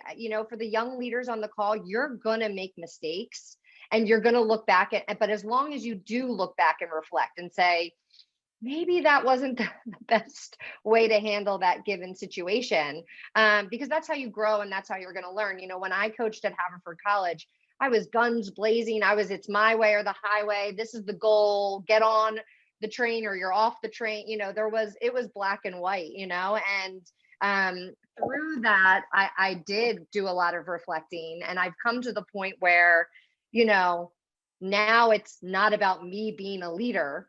It's about the team and their journey, right? It's not about me anymore, right? And when you're young, you think it is, and you think you can will your team to do something. You can't will people to do anything that they don't want to do. You've got to inspire them, and you've got to give them a reason to want to do it. And a part of that is the environment that you create. And, I've learned that lesson through the journey of coaching. And I know, wins, losses, whatever, I'm a way better coach now than I was 20 years ago when I first stepped on that field at Archbishop Carroll. So, in terms of giving that to my athletes, back to some of the things that Nora was saying, I have to let my players be authentic. I remember the days of bringing an athlete in who was more introverted, maybe more of a encourager, or maybe more of a, one of the other leadership styles, and saying, same thing, trying to make them be something that they're not. And now I need to give them the space to be the leader they are, because that's when they're going to be the most successful, when they're comfortable, when they feel safe, and not trying to make them be something that they're not. Encouraging them to try other things, right? But not forcing them to be a leader like me, because, one of my, I know you'll ask me for my takeaways, but one of my big ones is there's an infinite way to get to 10 in math, right? Like you can get to 10, 5 times 2, 9 plus 1. I mean, there's a million ways to get to 10. And I might have my way, and Sid, you might have your way, and the young women on this call have their own ways. And it doesn't mean one way is right and another way is wrong. You've got to let people lead without judgment. Why is she doing it that way? Because that's her way or his way. And I'm gonna let them do it that way. And that's really how I've grown the most. And Colleen, how do you do that with the young women who are on your teams? Obviously, it's an evolving process, but how do you do that to kind of pull out the internal leadership style of the young women on your teams? Yeah. Well, one thing is, and I know in terms of practical ways is, some of the things that Nora was talking about is leadership is a skill, right? If you don't spend any time, which all the, great young women, future leaders on this call are doing, because that's why they're sitting here today. If you don't try to think about it, hone your skills, then you're not going to become a better leader. So it has to be something that you want to pursue and something you want to do, and you have to practice it. So one of the things we do on our team is everyone, whether you're captain, a freshman, sophomore, is you come up with a leadership statement. If I can do this, I just put my leadership statement in the chat. Oh, wonderful. So you guys can, read over that. But what a leadership statement is it's first off saying why you're a leader, right? So why do I feel compelled to lead? The second piece is how am I going to lead you, right? And then the third is how do I want my followers to feel? And so that is my guiding principle every day, right? My team knows why I lead. They go into every day knowing how I'm going to lead. And I want them to feel a certain way. And if they're not feeling that way, they need to tell me that. So everyone on our team has to do that. And we all have to share what our leadership statement is. So if somebody says, I want everyone on this team to feel safe and that they have a voice, and then they act in a way where people are too nervous to go and have a conversation with them. Well, okay, so now that's just opened the door to having that conversation, I think the other thing that we talk about is our why. I think it's really important for everyone to know why, whatever the common goal is, winning the lacrosse game, giving amazing performance. Why is that important to you? Why is that important to us as a group, as a team, so that you're all on the same page? And that's part of that leadership statement piece as well. So, it has to be it has to be practiced. It has to be honed. It has to be discussed. That's terrific. And Colleen, how, and I know you and I had a brief chat about this before, but how has the challenges of that, finding your authentic style, learning to lead with positivity and joy, how has that evolved such that, what does that look like in the year 2022, which, a lot of the kids that you're working with are probably having some challenging times right now, both with social media, social justice. Obviously, your seasons have been impacted by COVID. What does that look like now? Yeah. I think being an authentic leader is harder now than it ever has been. I don't love the term cancel culture, but there is this whole element of if I say one wrong thing, I'm done, right? Or if I act the wrong way, or if I post the wrong photo or whatever, right? We're under such a level of scrutiny. So again, back to that original point about being thoughtful. So you still have to be thoughtful, but you do have to be authentic. And I would say that to the young women on the call, being a leader is not about pleasing everyone, right? Not everyone is going to agree with you all of the time, and that is okay, right? And I tell my team this all the time. Listen, you don't have to agree with me. You just have to respect my decision. And know that my decision was thoughtful and that there was a process. And here was the process that led me to this decision. So they know I'm not just out there making arbitrary decisions that are going to impact their lives, right? That there is a reason and a process behind it. But that you do ultimately, if you're going to be a leader, you have to be willing to make those tough decisions some of the time. And I think with the social climate with young women, that is challenging. But I think if you can establish that level of respect and that you're not just making random decisions, that you're explaining yourself, I think that gives you the right platform to make those decisions. I think the other thing, if anyone follows Adam Grant, he is a professor at the University of Pennsylvania. Go on your Instagram. His name is Adam Grant. I strongly recommend that you follow him. He has just such great nuggets of wisdom on a regular basis. And one of the things that stuck with me, he posted this a while back, was about priorities. And I'm going to be really honest with all the women on the call right now. Your life as you go along as an adult woman is just going to get harder and harder and harder and harder. The expectations of women in this society are probably unrealistic, right? You have to look a certain way, you have to eat a certain way, you have to exercise, you have to be a parent, you have to have a job, you have to have so many balls in the air, and you have to do it all flawlessly. And the minute you drop the ball, someone's going to be in there to maybe give you that little piece of judgment, right? So what I would really encourage everyone to do is focus on what are your priorities, right? Because Adam Grant says you can really only have 4 priorities at a time. And those priorities can shift, right? So maybe right now for me, it's exercising and eating right and being present with my children and preparing for the spring season, whatever. I can't also have 90 other million things. I want to also work on, I'm going to write a book, and I'm going to run a marathon, and you got to streamline some of your priorities, because if you overextend yourself, you're not going to be an effective leader. And we have an expression on our team. It's like a hashtag, have it all. And when I say all, I don't mean all.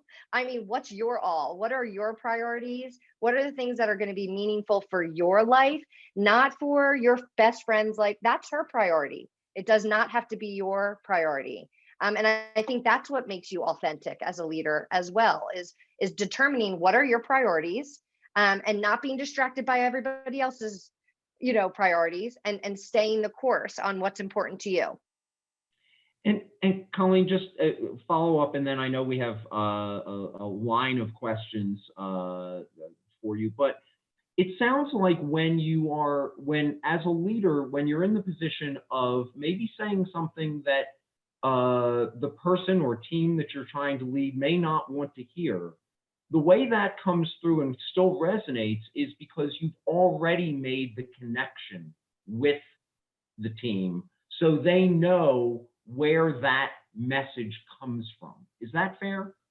That's fair. There has to be trust established. And I think that's why early on in my career, I think my communication was very one-sided, right? It was very, this is what we're doing. So my guess is that team probably didn't trust everything I said, would be my guess. I just expected them to trust me. Whereas now I hope that there's an environment of trust where if someone has an issue, they can come to me. And back to Nora's 3 categories, right? I can't always lead from one category. I have to, I have to send the text to my athlete and say, I heard you just tested positive for COVID. Are you feeling okay? Is there anything I can do for you? You have to genuinely care about the individuals on your team, and you have to be vulnerable. You have to, I've made mistakes. I've said, guys, I messed up. I made the wrong decision. Just because I'm the head coach at the University of Pennsylvania doesn't mean I'm an omnipotent coach that has all the answers, right? When COVID first hit, I'm like, guys, I'm going to be honest with you. I have never coached during a global pandemic. I have never coached the team through Zoom. I don't know what's going to work. I don't know what you're going to like. I don't know what you're going to hate. So bear with me and give me feedback. So if you like something, tell me. If you hate something, tell me, right? So it's okay to just be upfront and honest and say, I don't know. Or if a player comes to you and says, can I do this? Sometimes I say, I need to think about it. I don't want to give you a rushed answer right now. I've never thought about that. Let me give it some thought. So take your time. You don't have to have all the answers right at the moment when the question is given. Terrific. Colleen, you and I could keep chatting about this for quite some time. And I know, I have so many notes. I would love to continue that part of the conversation, but I know we have some questions from some of the girls, both in person and through the chat. Please don't hesitate to put your questions in the chat. But Layla, I know you had a question for Coach Colleen. I do, yeah. So what was the most important thing that you learned, like in athletics, playing or coaching, that you feel can apply like off the field? That's a really good question. So I think that my biggest lesson was knowing what, excuse me. So you're going to have to give me one more second, okay? Sorry, Layla. That's the key, That's right. That's my 9-year-old who's trying to get a jersey out of the closet here because it's of importance right at this moment. So I think through, you know, my why really comes from my playing experience. You know, in college, I had 3 different coaches over 4 years. So consistency clearly was a big issue for us, right? And so we just constantly were trying to acclimate to a different style of leadership. So I think consistency in leadership has been something that's been critically important. And because of that, you know, constant change also, we weren't that successful, to be honest, when I was at St. Joe's. And I know how that made me feel as an athlete. And that is why I do think being successful is critical to how your team feels. So that I think is where I get my work ethic from, where I'm like, I've got to pour everything I can possibly have into this so that we can find success, so that my team feels good. So yeah, I think that was definitely something through my own playing experience that factors into my major why. Colleen, we have a question in the chat about what's the kind of mindset that you want to instill in your team as they step on the field? Yeah, I think 2 big things, you know, on and off the field. I think confidence is one for sure. You know, and confidence, just like, you know, getting to 10 looks and sounds differently for different people. So I definitely want a team of women who feel comfortable and confident in their own skin. And then secondly, I know we talked a little bit about this in our pre-chat, is one of resilience. You know, I want my team to feel like they have the skills they need in that moment, whether it's on the field or off the field, to get through whatever the situation is. And just like leadership, I know we didn't get to talk about resilience very much, but resilience is a skill that you have to practice as well, right? It's not something that's just going to be bestowed upon you. So, you know, being really aware of how you talk to yourself and what narrative you're saying to yourself, and practicing the skills that you need to combat those things in the moment, on and off the field. And finally, Colleen, because you know, as you're referencing, there were so many topics that you and I talked about last week that we're not going to get a chance to explore. But what would be a couple of takeaways for the girls themselves to think about in terms of their leadership? What would, if you have a couple of key points for them? Yes. So I think number one, well, again, shameless plug for my father, who is also a coach. He would probably kill me if I didn't mention his number one coachism, which is, you're known by the company you keep. And that's a quote by Ben Franklin, who happens to also be the founder of the University of Pennsylvania, and it hangs over my desk. And what it means is that you need to surround yourself with the right people that are going to help you cultivate who you want to be, who you are. And so, you know, I think that is just critical, is that you need to look around and make sure you're surrounding yourself with people that make you feel good about yourself. And especially for the young women on this call, I think that's critical. And I think that's, you know, you have a built-in environment right here with Live Like Blaine, right? It's a group of women that want to be there for a purpose. I think I'll give another shout out. I think Greta's on the call. I think dream crazy is another good mantra to have. If you don't know Greta, you should. But dream crazy just means, whatever you're aspiring and whatever your goals are, anything can happen. You can beat anything. So that's, a major one for me and for my field hockey community. And I just, I think in terms of, the last bit, going back to the resilience, is that every journey has its purpose. Some of it makes you feel good, and some of it makes you stretch and grow. And I do think we have a little bit of like a quit culture right now, where it's a little bit, oh, this isn't serving me. This isn't making me feel happy. So I'm just gonna stop. This isn't serving me. Some of those challenging moments are what make you grow the most and are the most formative for you. So I would encourage all the women on the call to accept the challenging things in life too, and learn to work through them. And you may find yourself a better individual, a better leader, a better follower on the other side, instead of saying happiness and joy are my only goals. I think growth and learning are also goals that you need to keep in a critical forefront of your mind. Colleen, that is incredible. And we are so incredibly appreciative of your time and your energy and your message to the girls.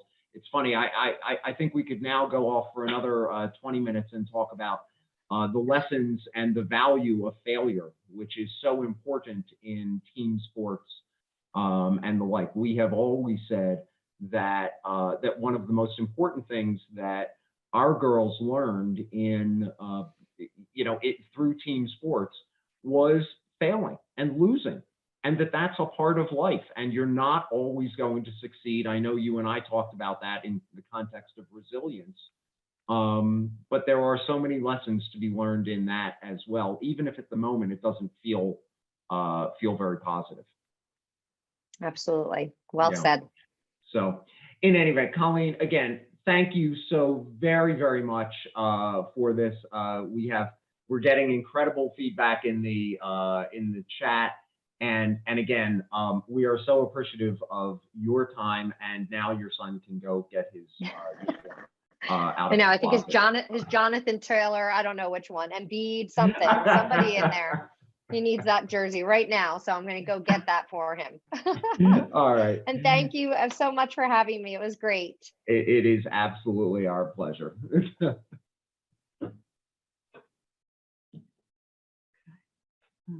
You're up.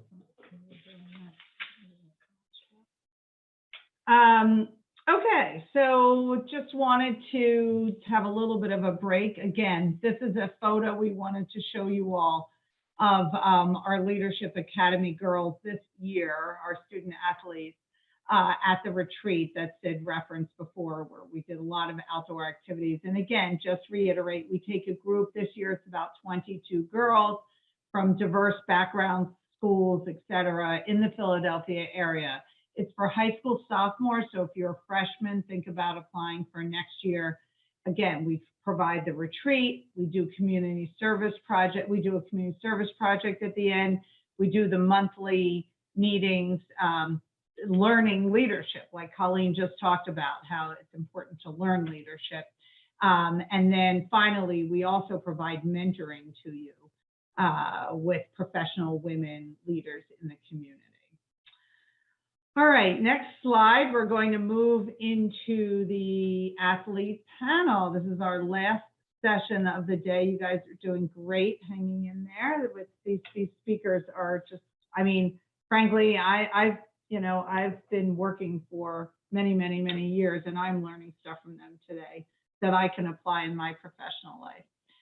So today we are bringing to you a panel of collegiate athletes who are going to talk to you a little bit about their experiences, what life is like as a college athlete, as well as some leadership lessons that they've learned. So I want to introduce to you our 4 speakers today, and we thank you all for joining us. Allie Landau, who is a sophomore on the basketball team at Haverford College. Darren Minus Vincent, who is a junior at St. Joseph's University on the track team. Kate Monahan, who is a sophomore at Princeton University on the ice hockey team, and also is a former Live Like Blaine summer intern.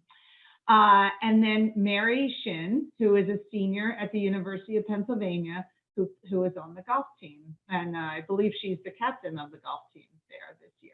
So with that, I'm going to turn it back to Sid and our college athletes. Yeah. Enjoy.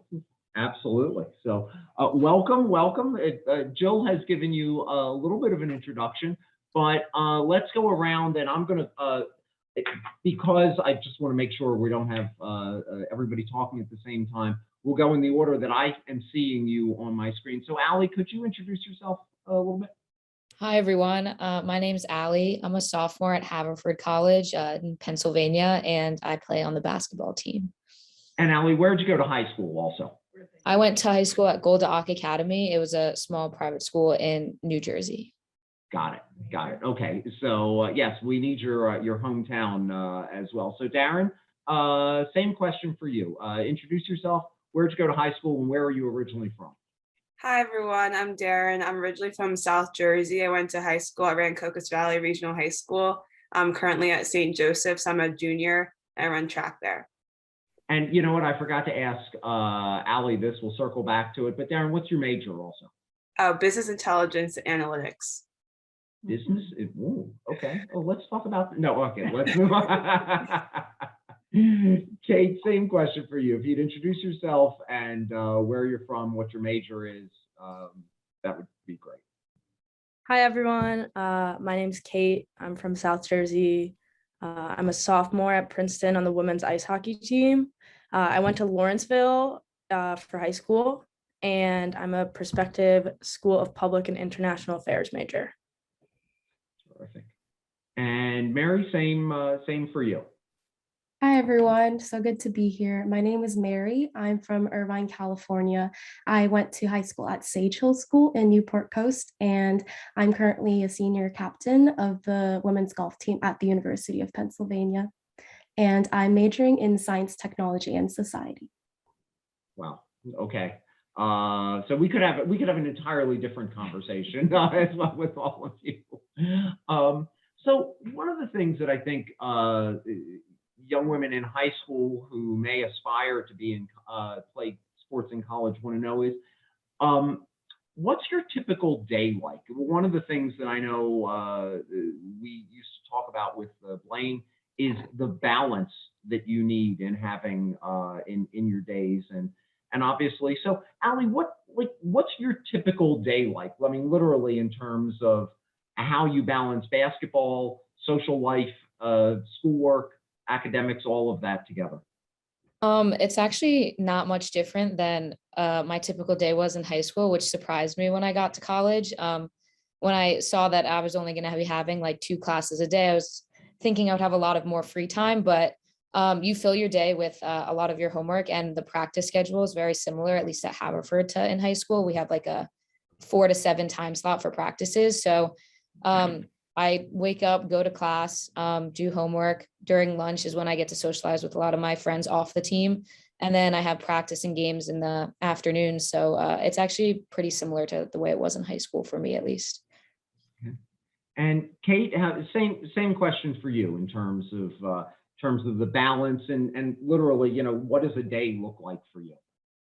Yeah, I'd say pretty similar to Allie. Like sometimes I'll have the occasional morning practice or morning lift, which throws off my schedule a little bit, but wake up, 2 to 3 classes, lunch is usually socializing. I might like throw in a nap there if I had morning practice. And then I'm probably at practice at the rink for like 3 hours when doing like rehab, practicing. And then I usually will have like an hour of free time at night before bed after doing my homework and just like watch some TV, try and unwind. Got it. And Darren, you're in season right now, right? Yes. So what, so what does that day look like for you? And does it change between being off season and in season? Yeah, our practices are pretty like much the same all year round, but I guess like tomorrow is our first day of classes, so we'll start with practice at 9:30. I'll go to about 12, get something quick to eat, and then have classes from about 1 to 4. And then with traveling, obviously it will like change a bit, and we'll make sure we like let our classes know if we're going to be traveling or if we meet that weekend. Terrific. And Mary, same question for you. And I also have to ask you, Mary, in particular, where does Penn play golf? Yeah. So for me, at least transitioning from Southern California to Philadelphia was quite a big difference, especially for for a sport like golf where you're spending time outside. So in Philadelphia, we go to a couple of courses. One's called Bala Golf Club, which is like 15 minutes from campus. And we also have a partnership with some courses around Jersey. So we just cross over the bridge there. But for me, a typical day in season, off season is really different for our team. So our seasons are fall and spring. And in between that, when we're off season, it's a lot of just on your own time. You can't really go to the course because they start closing in like mid-October. So it's a lot of just working out, making sure that you're still not rusty, working on your game, doing what you can to exercise and take care of your body. And during a typical day in season, it gets pretty hectic, not gonna lie. So same as everyone else has said. So you start with classes and make sure you're eating well throughout the day. And then I usually do afternoon practices, come back around 6 or 7 p.m., have dinner and homework and studying. And then it just kind of repeats throughout the week. But I think one of the biggest lessons that I've learned transitioning from high school is that there's so much time for you individually that you have to decide what to do with it. Whereas I think for most of us in high school, it's a lot of kind of cooperating with your parents, until you can drive, they drive you. So it's a lot of time that you schedule together with your family. But I think for me, transitioning into college, I had to figure out a lot of what to do with my own time. So that was one of the biggest challenges. Yeah, it sounds like you I mean, all of a sudden here you are and you have all of this time that is all your own, as opposed to other your family obligations in that way. Darren, was there anything that particularly surprised you about your college experience, and particularly being an athlete in college? Obviously you were quite an athlete in high school as well. But was there something that really surprised you? I think kind of going off what we were just talking about, just like how much you can control your schedule. I think freshman year it really took some getting used to figuring out what works for you, whether it's an 8 a.m. or a night class. You really have like total autonomy to do with like however you want. So I think that's really been something that was a big shift, where you get to just do what's best for you pretty much. Mm-hmm. Mm-hmm. So I want to switch over a little bit to some of the leadership principles and some of the things that your various teams do to foster leadership. Kate, does your team have any sort of mantra or any sort of way that you intentionally come together to build both teamwork and foster leadership? Yeah, so we have like a couple different things. One thing is that every time we gather as a team, we do a moment of gratitude. So someone on the team will like stand up and like talk about something their teammate did, or maybe something in their life that happened that they're grateful for. And so on our team, I think that just develops like a culture of appreciating one another and, being grateful for every opportunity we're given. Along with that, we have like 4 kind of words that like represent our team. So it's like tough, relentless, grateful, and committed. And those like 4 values we use as a team kind of to define the style of play we play on the ice, but also our culture off the ice. And that kind of contributes to the way like our leaders develop over the course of the 4 years as Princeton athletes. And Allie, Kate talked about the culture of the team being part of how the team then performs on the field or on the ice or on the court. Talk a little bit about that in terms of how those two relate to each other in your experience. Yeah, I think that the stronger bond you have with your teammates off the court allows you to trust them on the court or the field, whatever sport you're playing, the rink. And similar to Kate, we also have the pillars. We're Haverford, so we're the forwards. We have one for each one, and the F is family. So we really try and do as many team bonding things as we can to foster that family relationship, because the more comfortable you are with your teammates, the easier it is to trust them on the court. And I mean, one thing that my team in particular did at the beginning of the season is there's this 5 love languages test that you can do. And we all took the test, so we knew how each person liked to be loved in a way. So we knew how to comfort each other when something's not going our way. And I think that really helped get to know each other on a more personal level, which is really important.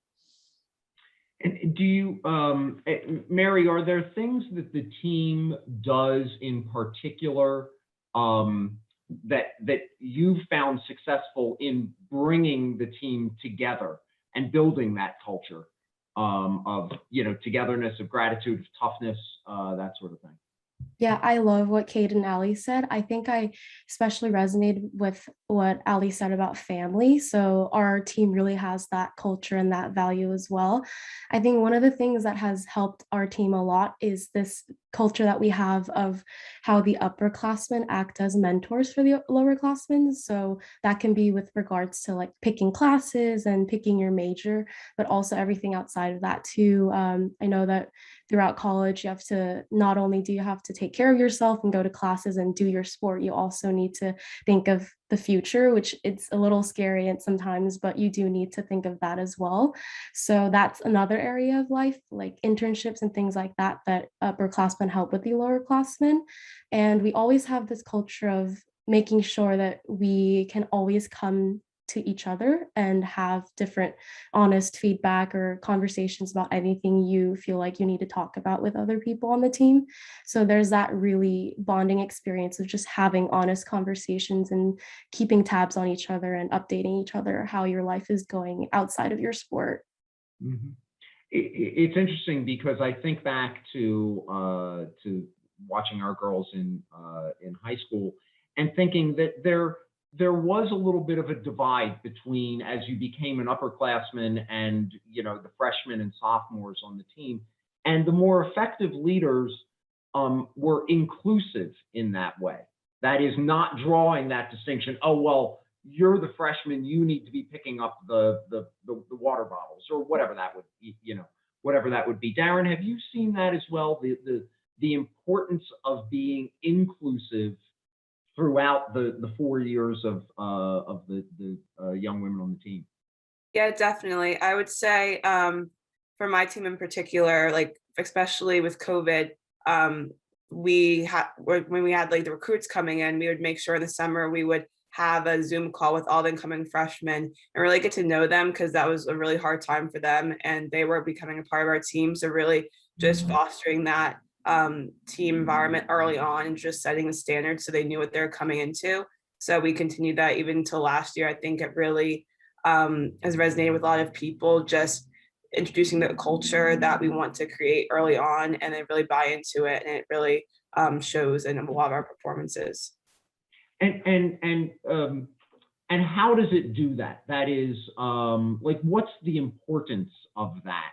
That is building that inclusivity. Allie, I'll circle back to you on that one. Yeah, I think it's really important, especially to make the underclassmen feel a part of the team. It helps build the confidence. For me, I mean, I'm a sophomore, but I didn't have a freshman season because of COVID. And one of the best things I learned from my upperclassmen as I saw them lead was them realizing when they should also just be a follower and allow other underclassmen like myself to step up and be a leader, which really helped me gain confidence. And I mean, the more confident you are, obviously, the better you're going to play. So having upperclassmen that can really foster that type of environment is really useful. And every one of these lessons, Kate, you mentioned that you begin every day with a moment of gratitude. What's the importance of building that gratitude and that, the culture of gratitude, the attitude of gratitude, whatever way you want to put it? What's the importance of that in terms of bringing your team together? Well, I think one thing that's great about it is celebrating one another. Especially like right now has been a really difficult time with COVID, and also like being at an academically rigorous school like Princeton. It's easy to get like bogged down by your schoolwork or other stressors outside of hockey. So I think the moment of gratitude is just a really good way to uplift your teammates and to start our practice off with like a moment of positivity. But also like on the same COVID vein, like you don't know when you're going to play next, like at least right now for what's going on in my season. So like we just try and be grateful for every opportunity we have to like play together and be a team, and live in the moment, just because it's a really special 4 years you have to be a college athlete. So when we think of my team, at least when we think of gratitude, it's about appreciating our opportunity and knowing how fortunate we are to be where we are. And Mary, I saw you and I see you nodding along there. Do you want to share that in terms of how your team comes together in that spirit? Yeah, I was just saying that what Kate said about how special the 4 years is really hits you, especially once you reach your senior year. I feel like since what everyone has said, since we lost a bit of time with COVID, you especially feel that sense of gratitude for the years that you had with your teammates and at your school. One thing that our team does really well is, and Sid, you pointed to this earlier, but really having this culture of inclusivity. Our freshmen and sophomores on the team don't feel like their identity is just solidified as a freshman or a sophomore. And there's a lot of times actually where the freshmen on our team feel comfortable enough to say, hey, this is an issue that I want to bring up for our team. And I think as a leader on the team, I really feel grateful that the freshmen have that comfort and they feel honest enough to say that and bring those issues forth. I think one thing that I have really learned is valuable is to really celebrate your time that you have with your teammates and be grateful for every moment that comes your way, because I think college athletics is just truly special, and it's something that people who experience it only know when they do. So I think it's a time that you'll definitely look back on and say, like, I'm so glad I did that. I'm so glad that even with the tears and the sweat, like everything builds up to those moments of gratitude. Yeah. So before I jump to the next question and part of that, I'm certainly for the young women who are part of captain's practice. If you have questions, please put them in the chat. You can certainly raise your hand as well on the video, but oftentimes we get overwhelmed with the questions for the young women.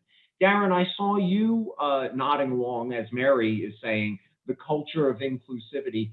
What does your team do anything in particular to foster, to bring the freshmen and to bring the sophomores and the underclassmen into the team so that they do have that comfort level to express themselves and to be their authentic selves right away, as opposed to just kind of hiding behind, oh, I'm a freshman, I don't have a voice.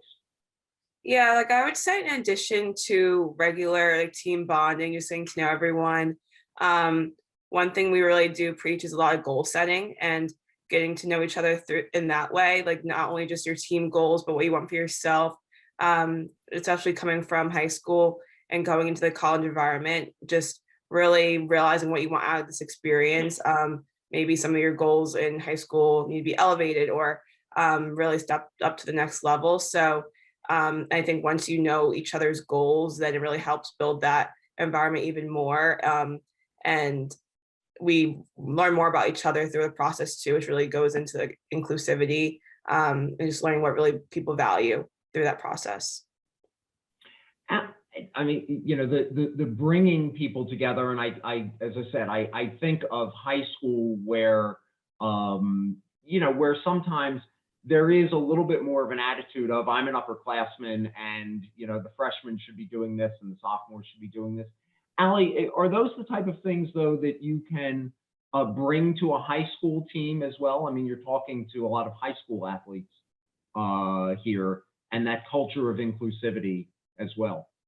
Yeah, I think that it definitely is more of a thing in high school, the separation between upperclassmen and underclassmen. But I think that a valuable lesson that I wish I had known earlier when I was still in high school is that the team will be better when everybody feels as comfortable as possible and feels like they do have a voice. And obviously the team goals come before any personal goals. So when you're trying to reach those team goals, just understanding that that'll be better for the team when you take into account like everyone, even if they're an underclassman, knowing that like going into it as a upperclassman in high school is a really valuable lesson, I think. 100%. And Kate, is there something that you see on your current team that you wish you had done in high school, or thinking about, boy, I wish it weren't that way in high school, but you know, and maybe I could have brought some of these lessons backwards? One thing I've definitely seen at the college level, more so than at the high school level, is the increased attention to like self-care. Something my coach always says is like, the way to be a best teammate is to take care of yourself, because it means you're showing up to practice the best version of yourself and able to give the team your best. So if everyone's able to give the best version of themselves, they'll be the best team they can be. And so whether that's like taking an hour for yourself to like watch TV before bed so you can relax, or going in an hour early to practice for rehab, little things like that. I didn't do that in high school. Like I kind of just I was like, oh, we're going to study in the library, like I'll just go, even if maybe that wasn't like the best thing for me to do in that moment. Because I've noticed like our team is more successful when we take care of ourselves. And Mary, we often talk about the first person you need to lead is yourself, and how you try to impart that. Is that something you've experienced as well on your teams? Absolutely. I think I totally agree with what Kate said. One of the most valuable things that I learned throughout my 4 years at Penn is just how much you need to protect your own time. And I think that goes back to the self-care bit, how you need to prioritize what matters to you. And especially as a leader, and everyone on my team is a leader, not just the captain. So I think each person has that responsibility to take care of themselves, and that includes mental and physical health. And so to take care of yourself means you need to prioritize what matters to you, and also make sure that you're honest when when you are struggling to take care of those aspects of your own health. And as a leader myself on the team too, I make sure that I'm really authentic and transparent about that as well. So I have no problem just coming forth to my teammates and saying, this week hasn't really been great for me. I don't feel most comfortable in my own skin, or something that I'm struggling with mental health. All those things like that become part of the strength that makes our team so successful. I think making sure that you are doing well, but also checking in when you're not, those two components really come together to make sure everyone's being authentic and being their true self on the team.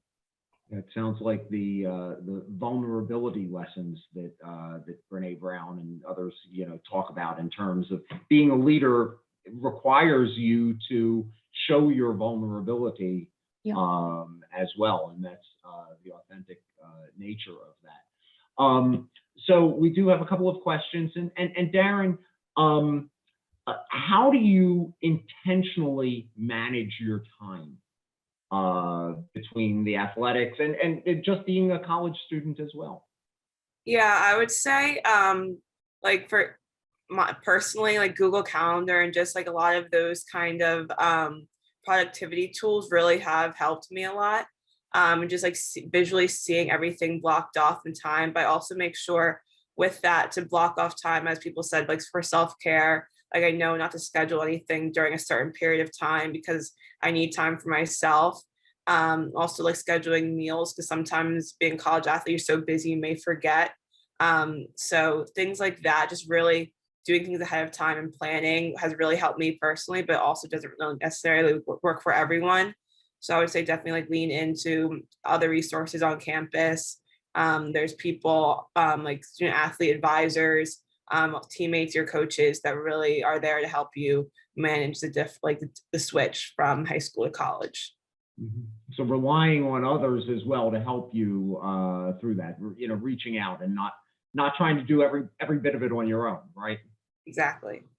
So I'm going to go through each of you again as I'm looking at you on the screen and ask you a question. It's a terrific question from one of the young women in the chat, which is, do you have a single favorite way of bonding with one of or the entirety of your team? Is there one thing that you said, this is what I can do when a freshman comes in, or whether this person who I don't know that well, is there one thing that you do? Allie, I'll start with you.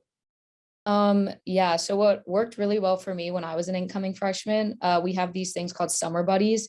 So for every incoming freshman, the summer before they get there, either a sophomore, junior, or senior, anyone, there's one person that's paired up with the freshman and texts them, emails them, so that there's more of an intimate relationship, because sometimes I think it can be a little intimidating coming into a large team and trying to assert yourself. So just having that one-on-one relationship with someone on the team has really helped me. And I mean, my summer buddy ended up being one of my closest friends on the team.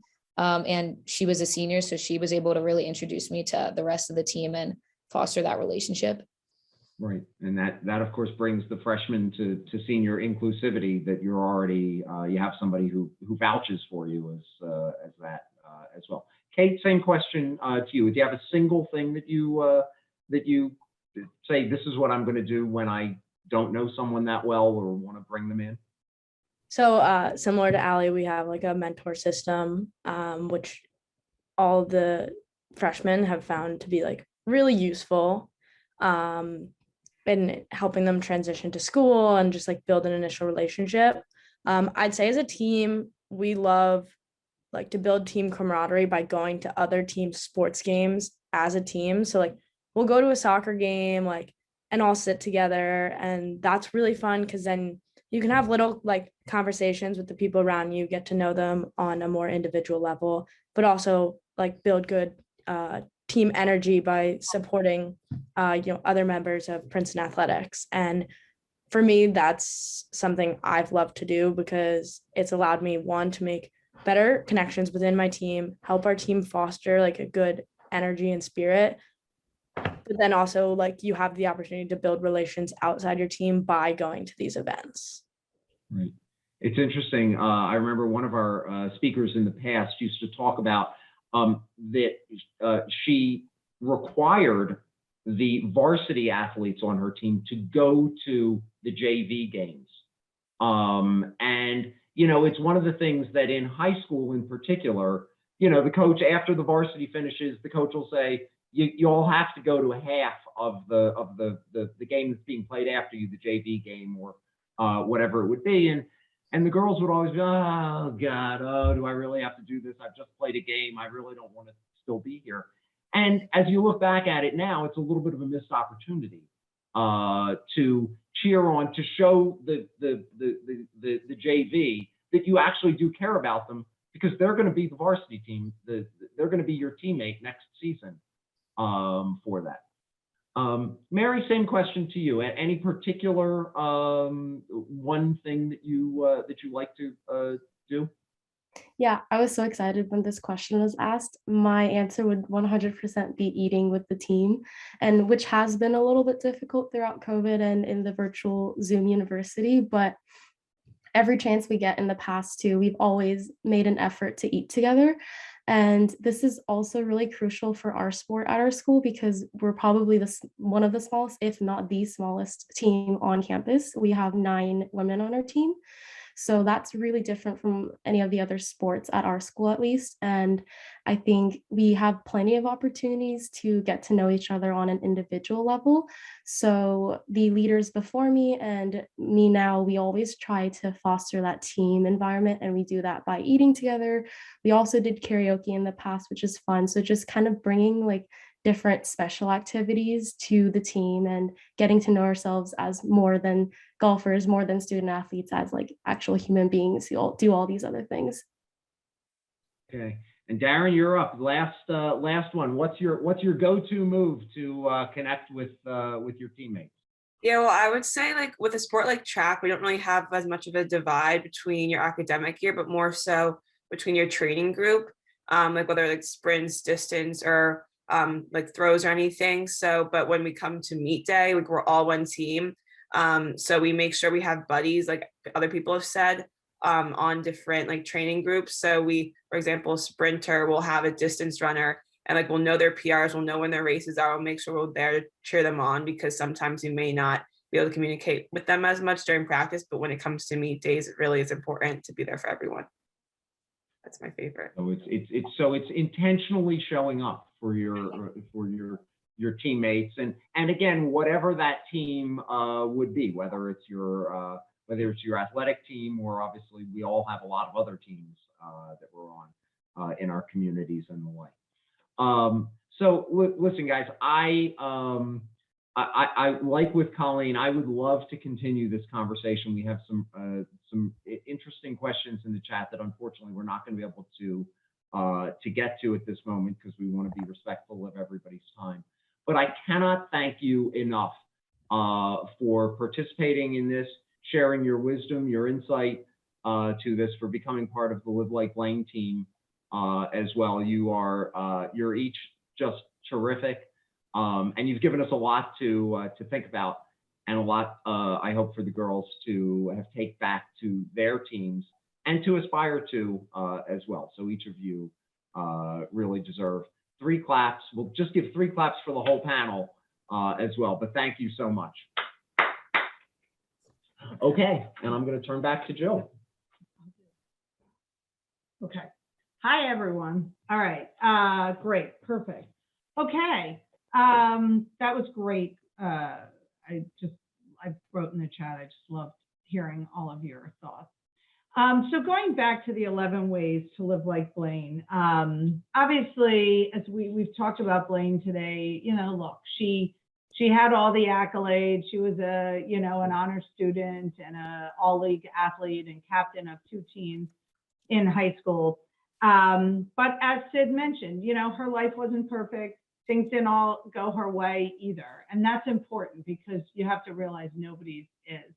But what I remember most about Blaine is not those things, but these things, these qualities that made her what I describe as a relentlessly positive leader.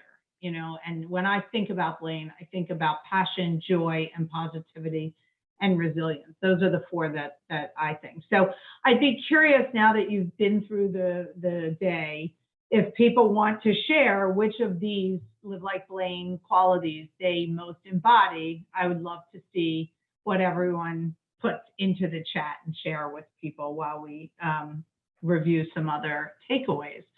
Can I just Yep. So of all of those qualities, it's funny you talk about those. I think of Blaine in connecting.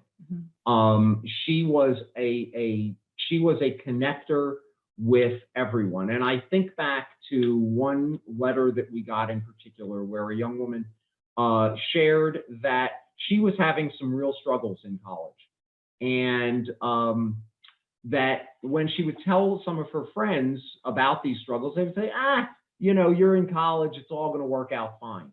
She said the only one who listened to her and took her seriously was Blaine, and that meant so much to her. And all it was connecting. All it was listening with intentionality and being there You don't have to have a great pearl of wisdom.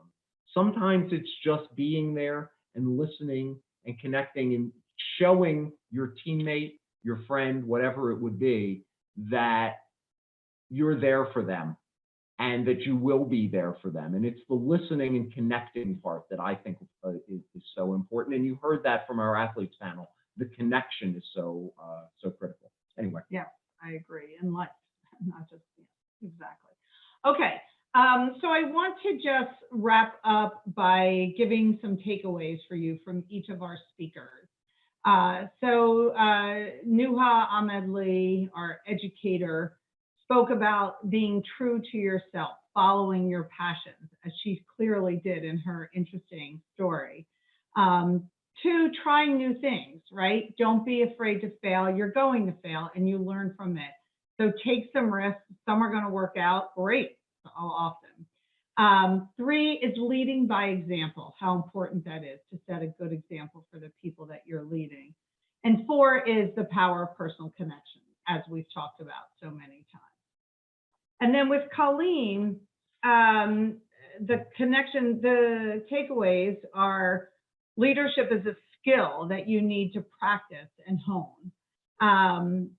You might want to think about developing a leadership statement, why you lead, how you lead, and how you want your followers to feel. Focusing on your priorities. Don't get distracted by what everyone else has as priorities, and focus on your priorities at the moment. Don't get caught up on what you're going to have to, don't go too much into the future. Next is being vulnerable and being vulnerable about yourself, accepting challenges, and being willing to grow and develop from those challenges, because usually they are those sorts of opportunities. Next was you are known by the company that you keep. So surround yourself with people, the right people, and people who make you feel good about yourself, not bad. Mm-hmm. Eliminate those people. And who build you up, who are interested in you succeeding, not just succeeding for them, but you personally succeeding as well. That's really important. And last but not least, I'll end on Dream Crazy. I thought that was great, really very good. So I want to bring on Kate Rosen, the Director of Operations at Live Like Blaine, who you've all corresponded with, I'm sure, Kate and Amari, to give us the takeaways from the other 2 panels. Great. Well, it's a pleasure to be here, and thank you all for your time this morning. From the college athlete panel, which is freshest in our mind, we want to focus on building a culture of inclusivity because it allows you to flourish as yourself and as a team, to enable all the voices, whether you're an upperclassman or a lowerclassman, to allow for open and honest conversations, to check in with others, to mentor when you can about athletic experiences, but also maybe about academic or social things as well. The second key takeaway I had from the college athlete panel, and I hope you share this with me, was that in order to be your best teammate, you have to be your best self. So that means investing in yourself, honing in on really what makes you comfortable and successful, and to find that right balance. And we know that that's a challenge, managing academics and athletics in the college career. So it was just really special to hear from the college athletes. And I think it'll stay with all of us that the little things to build a culture of gratitude by celebrating each other, by uplifting each other, and to set the tone for each meeting, practice, game really goes a long way to creating a culture of success and positivity in the team. And I think having been through COVID, all of us can relate to appreciating the moment and knowing that we no longer will take anything for granted. From Coach Nora, who's our Leadership Academy coach, we learned that we first must lead ourselves. And in order to do that, we have to work to figure out what our core values are. Now, that might not be a one-day thing. So we're probably all working on figuring out what our core values are, and that might change as we grow or are in different situations. And that as a leader, our core values can stay the same, but as we learn more about our leadership styles, we're able to employ different styles for different moments. And we are so happy to be part of this community and culture of growing leaders. And it just was a great learning from Nora, from the athletes, and from all of our speakers today. So thank you again. Thanks, Kate. Thank you, Great Kate. wrap up. Yep. All right, let's move on to the next slide and we'll do the wrap up. Okay, so opportunities to get involved with Live Like Blaine. We would love to have all of you more involved with us. Again, you've heard a lot today. If you are a current freshman, feel free to apply for the Live Like Blaine Leadership Academy. Obviously, if you live in the Philadelphia area, I know we have people from outside.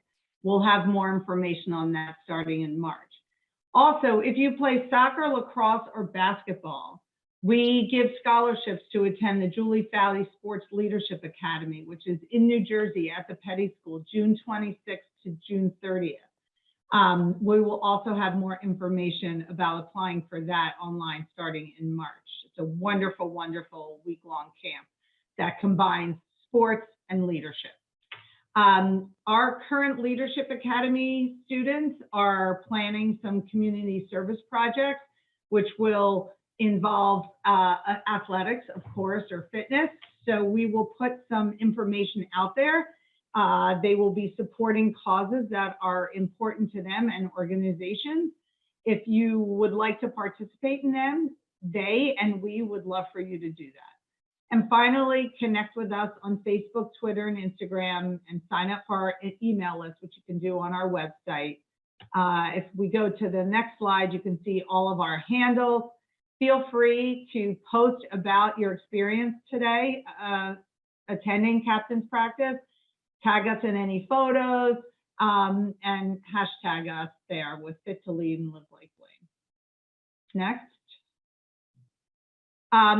Kate put a survey into the chat. We will also be emailing it to you.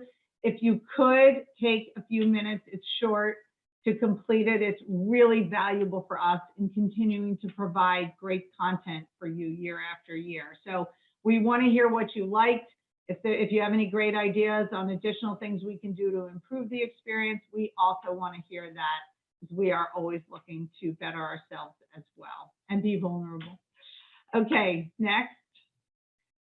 So just want to wrap up by thanking all of our speakers, Nuha Ahmed Lee, Colleen Fink, Nora Reynolds, our college athletes, Ali Landau, Darren Minus Vincent, Kate Monahan, and Mary Shin. Thank you, thank you. It was wonderful.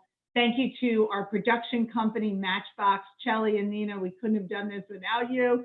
And same with our Live Like Blaine team. Kate, Katie, Amari, and Mitzi put a lot of hard work and energy into making this a really wonderful experience. So thank you all. We have an awesome team. Anyone who wants to intern for us at some point, please also let us know that. We're always looking for good interns. You participants were fabulous. Thank you. You were engaged. I know it was a little snowy today and it's your day off and it's the morning, but you were really engaged and we appreciate that so much. We hope to see many of you at other Live Like Blaine events. We hope you enjoyed the program, that you learned something about yourself and about leadership, and that you're inspired to go back and be a leader within your teams, your schools, and your communities. For those of you who are seniors, good luck in college next year. For those of you who are not, we hope to see you back next year. You're all invited for our conference next year. And again, we welcome any and all of you to get involved with Live Like Blaine. So thank you for spending your morning with us at our 7th annual Captain's Practice Leadership Conference. 3 claps for everyone today. Thank you. Okay, guys, take care. Thank you. Thank you. Thank you.